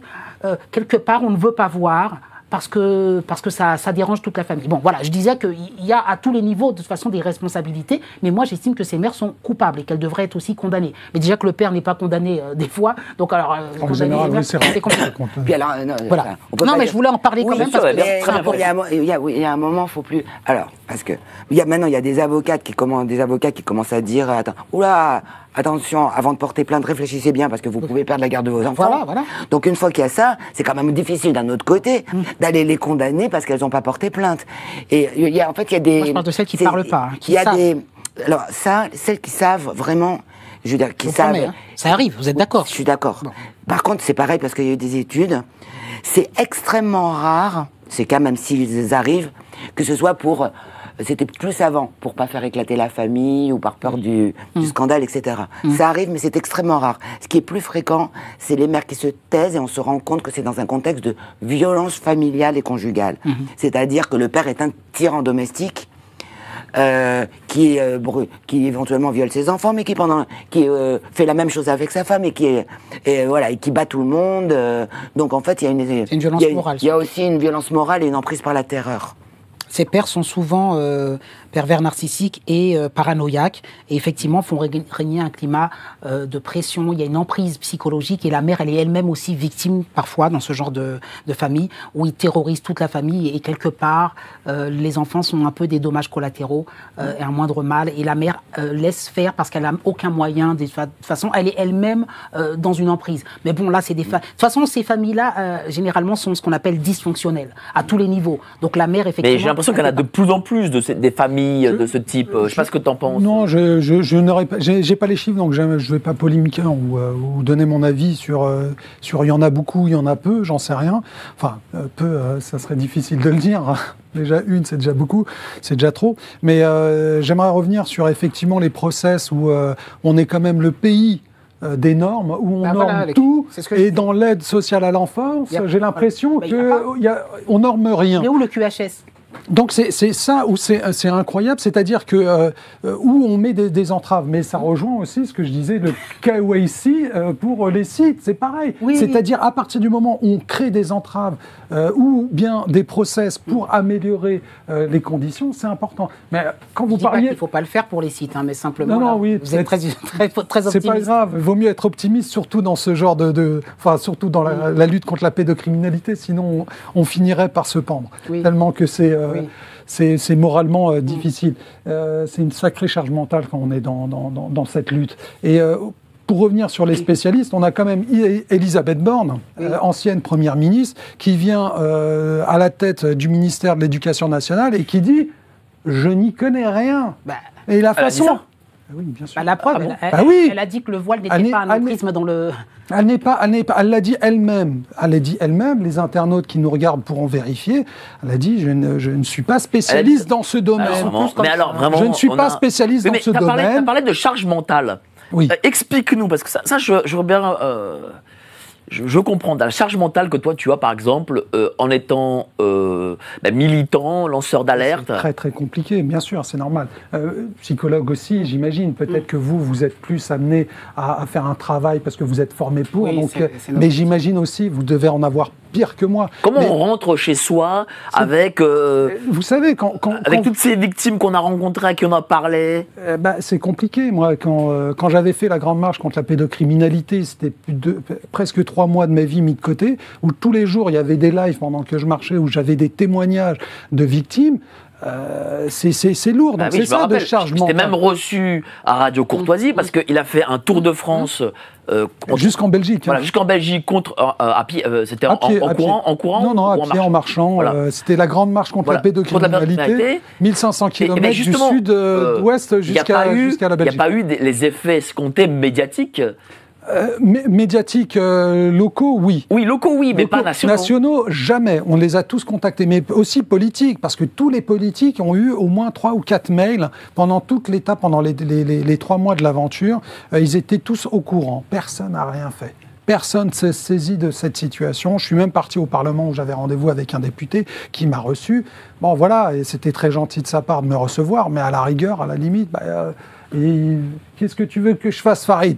Ah oui, on en est là, c'est-à-dire c'est dramatique. Mais pour revenir à votre question sur la charge mentale, bien sûr que c'est compliqué quand on entend à chaque fois en tant que président d'association des gens qui viennent, qui parlent de leur dossier, vous êtes obligé de vous plonger dedans, vous lisez, vous êtes confronté à l'horreur, à des choses. Moi, pendant cette marche, j'ai rencontré des victimes et c'était des horreurs sans nom.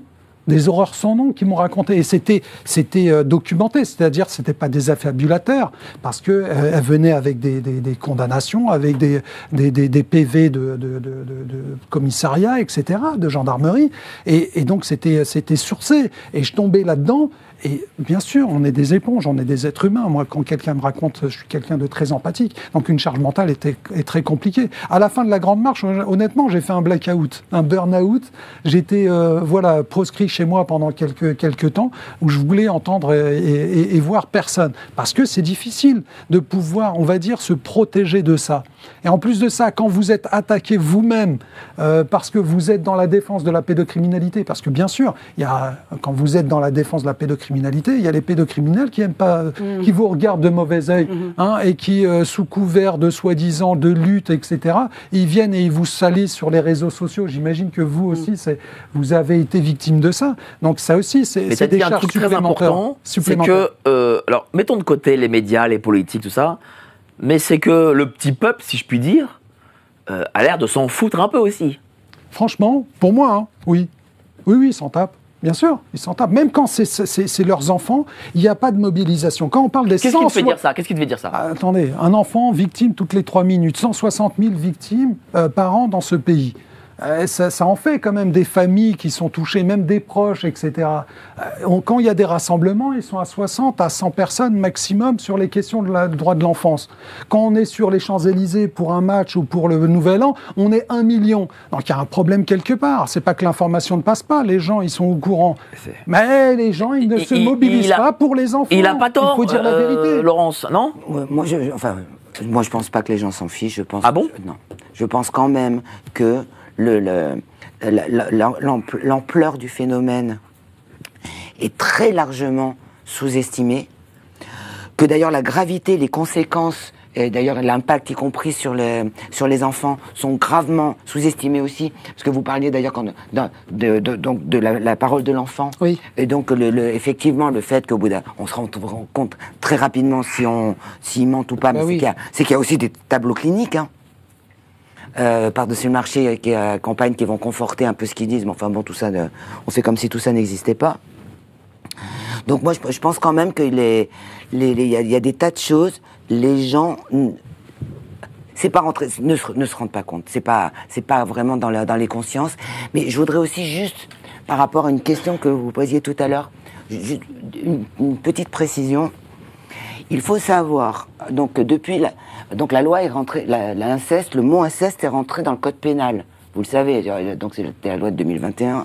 Bon, c'était une demande des victimes d'inceste qui voulaient que soit reconnue cette spécificité, donc qu'un mot soit posé, puisque effectivement, c'est vrai qu'il y a quelque chose de spécifique à l'inceste, puisque c'est votre famille, enfin je veux dire, quelque part vous n'avez plus nulle part où vous réfugier, puis c'est les gens qui sont censés vous protéger, bref.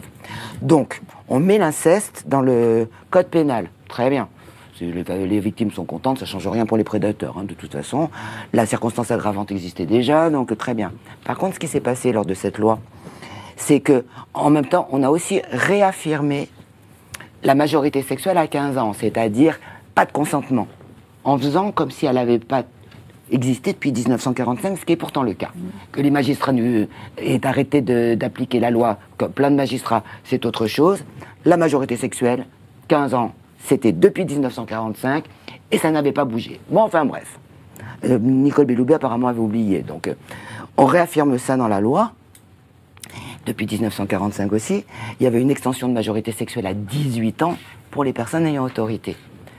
On a oublié les personnes autorité dans la nouvelle loi. Ce qui fait que... donc maintenant, l'extension de majorité sexuelle à 18 ans, c'est plus que pour les cas d'inceste. Exit les profs, les coachs sportifs, bien sûr, tout ça. Ce n'est plus marqué. À partir du moment où ce n'est pas marqué, ça n'existe pas. La loi pénale est d'interprétation stricte. Donc maintenant, pour les personnes ayant autorité, d'ailleurs ça crée quelque chose qui brouille cette notion de majorité sexuelle. Et c'est très fâcheux, parce qu'elle était très claire, la notion de majorité sexuelle, âge à partir duquel on peut valablement consentir. Oui. Donc, contrario, c'est qu'on ne peut pas. C'est le Conseil constitutionnel l'avait réaffirmé il n'y a pas très longtemps, en 2013 et en 2015. Donc, voilà, c'était bien carré. Là, on crée une espèce de zone grise, du coup, en créant entre 15 ans et 18 ans, pour les personnes ayant autorité, ou contrairement au cas d'inceste, ou alors la majorité sexuelle à 15 ans, bon, bah c'est... Voilà, c'est quoi? C'est une erreur du législateur ou c'est... Bien sûr. Donc c'est... je pose la question. On me dira, effectivement, les députés, ils y ont vu que du bleu. Hein. Donc, rapport sexuel en dessous de 15 ans, c'est viol, un point, c'est tout. Maintenant, en dehors des cas d'inceste, il y a une espèce de zone grise entre 15 ans et 18 ans où ça devient juste un délit, une atteinte sexuelle. Alors, il faut savoir que l'atteinte sexuelle... La condamnation est minime. Non seulement la condamnation est beaucoup plus minime, mais surtout la prescription, c'est pas 30 ans. Ouais. Voilà. C'est pas 30 ans. Donc, du tout. Il n'y a pas la prescription glissante comme pour les viols. Mais de toute façon, pour le cas qui nous intéressait tout à l'heure, a priori, parce que c'était la loi Schiappa, ils ne sont pas complètement idiots. L'extension de majorité de 20 à 30 ans, c'était, si je me rappelle bien, en 2018, et c'était une loi d'application immédiate, mais une loi d'application immédiate, ça ne veut pas dire qu'elle est rétroactive. Donc ça veut dire qu'elle s'applique juste au moment où où elle est promulguée. Et ça veut dire que pour les crimes, elle ne s'applique pas si la prescription était acquise. Et il me semble que en 2018, de toute façon, la prescription était acquise. Mais enfin, la question se pose plus, parce que la majorité, cette responsabilité glissante, enfin, aurait pu changer ça, sauf que non, en fait, puisque de toute façon, si on ne revient pas, il faudrait remonter. Mais c'est hallucinant cette information. Moi j'ai un problème avec. Oui, mais. Je l'ai écrit dans plein de trucs, personne ne m'a dit que je me trompais. Justement, c'est là où notre pays, justement, est en mal avec ce genre de choses. Moi, je suis un petit peu plus radical que les législateurs, ou que majorité sexuelle, 18 ans, point barre. Je ne cherche pas à comprendre. En dessous de 18 ans, c'est interdit. Un mineur avec un adulte, c'est interdit. 18 ans, c'est la ligne. Pas de cas particulier, pas de ceci, pas de cela. 18 ans, on n'en parle plus. Alors, après, ça, c'est mon point de vue personnel. Alors, j'aurai un sondage à vous montrer, les amis. Quel est le plus grand obstacle aux négociations de quoi? Mais c'est quoi ce sondage que vous me donnez, là? Bon, allez, je vais le mettre de côté, on va pas en parler parce que je vois pas de quoi on parle des négociations. Si, c'était en fait, le sondage que vous aviez lancé avant... c'est une erreur. C'est une erreur. Je savais bien que j'aurais été... Non, parce que vous aviez lancé un sondage avant le début de l'émission, justement, parlant de la pédocriminalité. Ah oui, c'est ça, donc... J'essaye de rattraper un peu le coup. C'est bien. Quand même. Ça montre qu'on est en direct. Hein. Et qu'en direct, parfois, on fait des erreurs. Alors, est-ce qu'il y a un sondage? Bon, s'il n'y a pas de sondage, il n'y a pas de sondage, tant pis. Hein. Non. Il n'y a pas de sondage? Ah, si, il y en a un. Il y a un beau sondage. Alors, on l'attend. Mais entre-temps... vas-y, allez-y. C'est vraiment le débat, est-ce qu'on s'occupe du côté législation, le législateur, qu'est-ce qu'on doit mettre en... Alors ça, je ne dis pas qu'il faut le nier, hein. Mais quand vous parliez du coach sportif, on a des histoires comme ça, on a connu la fameuse patineuse là, qui s'est faite violer, il y en a une, c'est son prof de tennis. Le gym là, le médecin de gymnastique a violé des centaines d'enfants. Les pédocriminels ont 1000 portes d'entrée, ils essaient toujours de rentrer, et quand ils sont décidés, ils y arrivent toujours. Donc la question que je dirais toujours aux parents, c'est d'être proactifs, c'est-à-dire d'anticiper ces risques. Et c'est là que je trouve, comme vous dites, les parents sont, comment dirais-je, naïfs. Quand on est parent, qu'on donne sa fille au club de tennis, tout ça, mais on se rend sur place. Non, mais il n'y a pas cette volonté. Non, mais j'entends. Attendez, il suffit de 5 minutes pour violer un enfant et que vous l'avez laissé. Attendez, vous ne l'avez pas vu. Permettez-moi de juste terminer. Là, bon. Ce qui est extrêmement important, c'est que les parents négligent dans l'éducation le fait de parler et d'être proche de leur enfant. Si vous parlez à votre enfant, si vous êtes proche de lui, si vous l'accompagnez, vous réduisez énormément les risques. À chaque fois, vous parliez, de Macron. Est-ce que les pédocriminels ont plus de vices, par exemple, que d'autres types de criminels? Je ne sais pas ce que vous entendez par. Quand je dis vice, c'est-à-dire que est-ce qu'ils arrivent à mieux se fondre dans... Ils sont des manipulateurs, donc hors pair. Donc, mais si vous prenez un criminel en série, c'est aussi un manipulateur. Exact. Il faut avoir ce don, malheureusement, ou cette capacité à pouvoir manipuler. Parce que vous n'arrivez pas à violer un enfant comme ça du jour au lendemain si vous ne faites pas d'abord un travail d'emprise. Bien sûr. Et même quand un père viole sa fille ou son fils, il doit d'abord travailler. Il ne peut pas arriver direct le violer comme ça. Il y a un travail d'emprise, une manipulation mentale, et ça marche. Donc ce sont, oui, de grands pervers manipulateurs. Vous voulez dire quelque chose sur Macron, là? Allez-y, comme ça je ne vous coupe pas. Vous disiez Macron. Macron, c'est pas normal que les parents de Macron aient laissé cette relation. Bah ouais. Mais ce qui est important, et d'ailleurs on le voit dans la biographie de Macron, même s'il n'ose pas le dire, il n'avait pas de contact, il était élevé par sa grand-mère. Moi je serais curieux de connaître les relations que Macron avait avec ses parents. Ces relations étaient inexistantes, pauvres. C'était une relation très voilà, il n'avait pas de relation. Tu rentres de l'école, allez viens mon fils, on va avoir un match de foot ensemble, on discute. Il n'était pas proche de ses parents. Et vous savez ce que font les pédocriminels souvent? Ils essayent d'écarter la famille, généralement d'isoler en disant, tu vois ton parent là, il sait pas faire le boulot, je viens. Alors il vient et il prend. Et souvent ils deviennent parents de substitution. Il y a une forme avec le coach sportif, c'est ce qui se passe. Même l'histoire de Madame Godrèche, elle raconte, elle dit, moi à 14 ans, le cinéaste, il dénigrait mes parents, il vient et il dit, c'est toujours ça, on dénigre les parents, on dit tu vois, il sait pas s'occuper de toi t'es une grande fille. On en a parlé avec Madame Springora, enfin c'était sur le Matzneff là. On a eu récemment une émission avec la dame. Eh bien, Madame Francesca J. Elle s'est faite violer de la même manière, c'est-à-dire que je t'isole. Je te dis que tes parents sont pourris et que toi, t'es t'es déjà grande à 14 ans, tu as tout, tu n'es pas comme les autres, donc je te valorise, je discrédite tes parents, je t'isole. Les parents, et elle l'a dit elle-même, elle n'avait pas de bon rapport avec ses parents. Ses parents n'étaient pas proches d'elle, au contraire. Donc, extrêmement important de dire que quand les parents sont démissionnaires, quand on n'a pas un bon lien avec son enfant, on s'expose. Je dis pas que, voilà, et les parents de Macron, ils étaient inexistants dans l'éducation de Macron, quasi inexistants. Alors, je vais compléter, parce que c'est très intéressant et ça va au-delà de pas seulement les parents sur les enfants, mais aussi les parents, on va dire, dans des situations précaires. Et ce sont les cibles préférées de l'aide sociale à l'enfance, pour revenir sur ce sujet-là. C'est-à-dire qu'en règle générale, l'aide sociale à l'enfance va plus attaquer, même si l'enfant est problématique, enfin, a vécu des choses terribles, il va plus s'intéresser à la mère célibataire plutôt qu'au couple CSP++, qui ils savent que pertinemment, derrière, ils ont le cabinet d'avocats, ils vont pouvoir casquer pour pouvoir les faire tomber et se défendre. Et donc, c'est ça aussi qui est pernicieux. À partir du moment où on voit qu'ils ciblent particulièrement une certaine population, on se dit, est-ce que c'est constitutionnalisé?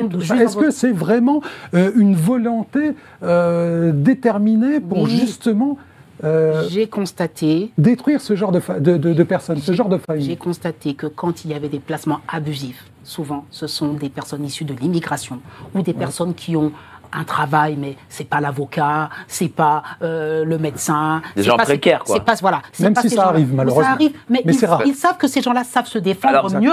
T'es pas d'accord, Laurence? Non, Laurence, non. Elle a aussi son expérience, la journaliste. Oui. Alors, moi, j'ai mon expérience. Ça dépend. Évidemment que ça existe, d'ailleurs. Et après ça, on va passer au sondage. Vas-y. Évidemment que ça existe dans les placements abusifs. D'ailleurs, c'est une préoccupation d'ATD Quart Monde. Aussi beaucoup pour la grande pauvreté, etc. Oui. Par contre, il y a aussi beaucoup d'enfants qui vont être placés, qui sont des familles plutôt, moyennes à supérieures. D'accord. La classe moyenne, quoi. Supérieure. Mais moyenne à supérieure, un peu aisée. Un petit peu, surtout avec des gens. Parce que c'est les juges qui décident du placement des enfants, mais de toute façon, dans les foyers, et même dans les familles, c'est plus facile. On préfère des enfants qui sont plutôt bien élevés, malgré tout. Qui sont pas trop compliqués. C'est-à-dire, ce n'est pas le gosse qui commence à dealer du shit, qui joue les filles à 8 ans dans les cités. D'accord. Qui va être le plus facilement placé en foyer. Qui éventuellement va être violent, alors qu'un gamin qui est exagérément violent, on pourrait se demander ce qui se passe chez lui. La ZEU va pas le prendre. C'est pas lui qui va être placé d'abord. Éventuellement, sinon après, il sera mis dans des centres spéciaux pour mineurs, encore qu'en moins de 13 ans, on peut pas te poursuivre. En justice. Alors qu'on devrait aller voir ce qui se passe chez ces... Non. Ça va être ça peut être des familles qui sont, d'ailleurs, des gens qui sont très pauvres et qui vont être placés les gosses vont être placés à cause de leur pauvreté. Il n'y a pas d'appartement suffisamment grand, etc. Mais il y a quand même beaucoup d'enfants placés, et moi j'en ai vu. C'est des enfants qui au départ ont quand même eu un peu d'éducation, un peu d'instruction, qui vont pas tout casser qui vont pas emmerder tout le monde, quoi. D'accord. Il y en a pas mal. Vous savez que les placements partent souvent de l'école, de dénonciation de mauvais comportements. Et moi, j'ai vu beaucoup de fois des enfants qui, au contraire, se comportaient mal à l'école et ça déclenchait des assistantes sociales au domicile qui aboutissaient à un placement. Donc moi, je ne sais pas, quand vous dites mauvais comportement, jusqu'où ça va, mais souvent, ça part de là. Et souvent, moi, j'ai constaté, je dis même, enlevez votre enfant de l'école publique, là, il y a un danger. Parce que ça se voit très vite. On commence à mettre des enquêtes sociales en place. Parce qu'à un moment donné, l'enfant, il se comporte mal. Moi, je vois que l'enfant, il a juste un problème psychologique et que la mère ou le père est un bon parent, je le vois. Mais sauf que parce que l'enfant se comporte mal, on suspecte qu'il y a de la maltraitance au domicile et hop, on met une enquête. Et dès qu'on commence, ça, c'est la porte d'entrée. Je l'ai vécu plein de fois. Et c'est pas forcément les enfants les plus faciles. Bon, et après, derrière, ça aboutit à un placement. Une fois que vous êtes rentré dans le truc avec assistante sociale au domicile, je dis aux parents, danger. Gros danger. Moi, je voulais revenir et puis peut-être confirmer ou infirmer ce que je vais dire. Moi, je ne veux pas me focaliser sur le comportement des enfants, je vais me focaliser sur, effectivement, la classe sociale de l'enfant. Est-ce que c'est une mauvaise analyse de ma part de dire qu'effectivement, on cible plus des familles pauvre plutôt que de la famille aisée. Moi, c'est pas que pauvre que je disais, c'est même au niveau, j'ai pas voulu dire pauvre, ça, dysfonctionnel, mais au niveau de la capacité. On va dire pas forcément Pour moi, la dysfonctionnelle comme au niveau on imagine. Quand on a des parents isolés, c'est des cibles plus faciles. Au niveau, moi, c'est ce que j'ai constaté. Parents isolés. La parent isolée, c'est souvent précaire. Voilà, précaire, mais aussi, j'ai envie de dire, précarité intellectuelle. Je ne sais pas si je peux dire ce terme. Oui, dites ce que vous voulez. Oui, non, mais vous êtes libre de dire ce que vous voulez. Non, mais c'est de dire qu'on sent que ce sont des personnes qui n'ont pas beaucoup de vocabulaire, qui ne peuvent pas beaucoup se défendre. Je l'ai constaté, souvent qui ne comprennent rien au procès. Des migrants, ce genre de choses. Quand vous recevez des papiers, de la justice, vous n'y comprenez rien, vous n'avez pas les capacités de comprendre. Il n'y a pas que ça, il faut aussi se dire que l'administration française fait tout pour que même un mec qui a fait du droit ne pige rien. Oui, mais alors faut dire les choses. En plus ça fait du mal, oui en effet. Oh là là, mais alors là c'est une cible de choix, parce que le parent est incapable de mettre... Alors, je vais mettre le sondage, parce que là, vous avez été 1844 à voter pendant l'émission. Qui protège le plus les réseaux pédocriminels? 58% le monde politique, 7% les médias mainstream, 29% la justice française. Qu'est-ce que t'en penses, Farid, de réponse Le monde politique et la justice, c'est ce qu'on peut bien sûr imaginer. Les médias, qui protègent, en tout cas qui n'informent pas, qui ne font pas leur travail, ça c'est sûr, certain. Le monde politique, je suis d'accord, parce que une société se fonde sur la gestion, comme on dit, la gestion de la cité. La politique vient de là, se fonde même par rapport à ses législateurs. Les législateurs ne font pas leur travail comme il le faudrait. Et ils devraient. Et pourquoi après en deuxième position c'est la justice? C'est parce que derrière en découle justement la justice. S'il y avait une pression politique, parce qu'il y a une volonté politique de mettre en avant justement la lutte contre la pédocriminalité, en faisant pression justement sur la justice, derrière on aurait beaucoup de choses qui s'amélioreraient dans notre pays. Donc je suis plutôt d'accord avec ce sondage. Effectivement, la responsabilité, le monde politique et la justice, c'est... Qu'est-ce que tu en penses, Laurence? Je suis d'accord aussi, je mets juste un petit bémol. Vas-y. Alors effectivement, parce que c'est que il y a aussi chez certains magistrats, il y a aussi une idéologie quand même. Hein. C'est-à-dire il faut se rendre compte que, contrairement à ce qu'on peut penser, historiquement ça se voit d'ailleurs. Il y a un lobby pédo qui a essayé de faire évoluer la loi qui n'a jamais réussi. Sur certains trucs, sur certaines choses. Ils voulaient l'abaissement de qu'on enlève la majorité sexuelle, ou en tout cas qu'on la baisse, ça n'a pas marché. Qu'on dépénalise les relations sexuelles entre enfants, et ils avaient, même à la fin des années 70, au début des années 80, ils avaient créé la commission des lois, ça n'a pas marché. Pourquoi? Parce que les députés, ils rentrent dans leur circonscription, et qu'il faut bien se rendre compte que tout ça, c'est un petit monde d'intello, qui en gros dépassait pas vraiment la rive gauche, enfin en tout cas c'était un petit monde, c'était un petit monde d'intello, mais que la grande majorité de la population était pas du tout d'accord avec ça, voulait pas qu'on viole ses gosses, et avait certainement pas envie qu'on légalise même qu'on baisse la majorité sexuelle, et encore moins qu'on dépénalise des relations sexuelles entre leurs enfants et les gens. Qu'est-ce qui s'est passé à ce moment-là? Certains magistrats ont commencé à ne plus appliquer la loi. Dès la fin des années 70. Ça a commencé avec la criminalisation, la correctionnalisation des crimes en matière de viol, qui, entre nous soit dit, est absolument illégal et n'a jamais été rendu légal d'une façon ou d'une autre. La loi n'a pas changé. Donc, on a commencé comme ça. Donc, et il faut bien se rendre compte que donc correctionnaliser un viol, ça veut dire que les peines encourues, ça n'a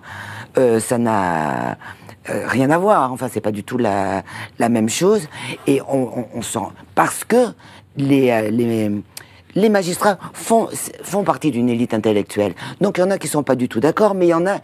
Alors, sans parler de ces cas exceptionnels, parce qu'il y en a d'où aussi... cette complaisance, en fait. Voilà, où il y en a aussi, il y a des magistrats, on s'est rendu compte qu'ils sont pédos eux-mêmes, donc alors là, évidemment, la messe est dite. Mais au-delà de ça, de toute façon, il y a aussi, pas chez tous les magistrats, évidemment, mais malgré tout, et ça va dans leur formation, après ça fait une forme de complaisance, de toute façon, dans l'institution. Je parle des magistrats, d'ailleurs, pas forcément des forces de l'ordre. qui fait que, oui, il faudrait des lois plus strictes, mais encore faudrait-il, par-dessus le marché, qu'ils les appliquent. Et Vas-y, 10 secondes. Donc, ce qui voudrait dire aussi, d'ailleurs, il y a un problème, qui est l'absence de responsabilité. Merci à vous, chers amis. Farid, DMS, Debat, on monte la France face à la pédocriminalité 12 avril. Voilà, 12 avril. Voilà, 12 avril 2025, 16h30, Espace Meignier au Kremlin-Bicêtre. Donc il y a le métro, venez nombreux, il y aura des spécialistes, il y aura qui voilà, Espace Meignier, le Kremlin-Bicêtre, 12 avril 2025. Il y aurait, comme j'avais dit, un chasseur de pédos en ligne. D'accord, c'est quoi? C'est-à-dire ce sera des tables rondes? Comment ça se passe? Ça sera en conférence, débat, questions-réponses avec le public. Donc il y aura des spécialistes qui vont d'abord parler de leur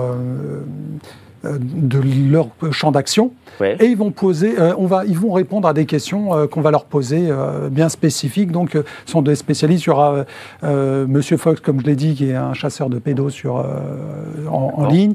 Il y aura Maxime Monteau de Wanted Pédo qui va être là, et d'autres personnes qui vont agrémenter le panel. J'ai pas tous les noms en tête, mais ça va être une belle après-midi pour la lutte contre la pédocriminalité. Donc allez-y, Espace Meignier, Kremlin-Bicêtre, soyez nombreux. C'est gratuit. Absolument. Et puis, les gens apprendront beaucoup de choses. Je l'espère. En tout cas, essayer de mettre en lumière la lutte contre la pédocriminalité. C'est vrai que c'est anxiogène comme thématique. Et les gens ont plutôt tendance à vouloir regarder ailleurs plutôt que de prendre la réalité en pleine face. Et à l'heure actuelle, il faut leur mettre la réalité en pleine face pour essayer de faire bouger les lignes. En tout cas, c'est notre souhait avec cette conférence. Donc, j'espère qu'on sera nombreux. Venez nombreux. Merci beaucoup, cher Farid. Jean-Luc Robert. L'enfant et ses désirs insatiables. Alors justement, le sujet, c'est de savoir comment protéger les enfants. Et dans ce livre, vous avez les stratégies éducatives pour apprendre à dire non, savoir poser des limites. Ce dont on n'a pas parlé, c'est aussi entre adolescents, ce qu'on appelle le fameux pédopiégeage, ou je ne sais pas si vous connaissez le terme en anglais, c'est sextorsion. Mais il y a beaucoup d'affaires entre mineurs dans les collèges où un tel a pris en photo un tel sur WhatsApp, fait circuler la photo, fait du chantage. Donc à ce niveau-là, il y a beaucoup de prévention à faire. Et souvent, encore une fois, le parent qui est au courant de rien, qui laisse les choses se faire. Donc là, extrêmement important de se dire que... Vous en parlerez aussi demain, parce que demain, on va faire une émission justement spéciale pédocriminalité sur les réseaux sociaux. Je serai là.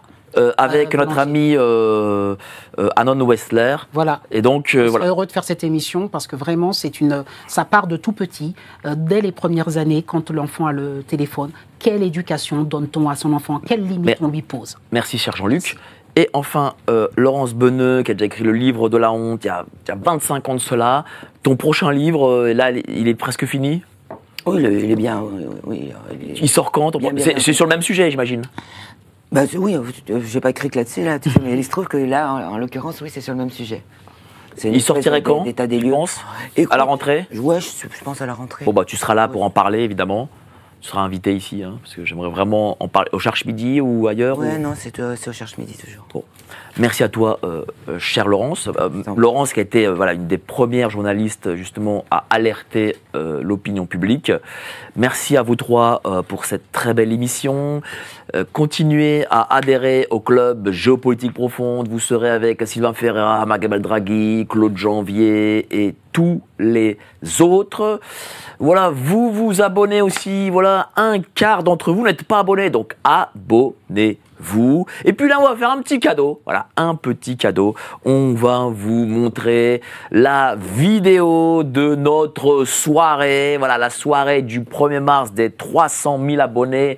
Elle est là. Vous étiez plus de 900 sur Paris à la soirée. Regardez, c'est tout de suite. Allez, on se retrouve, nous, demain soir, 19h. Allez, salut, ciao.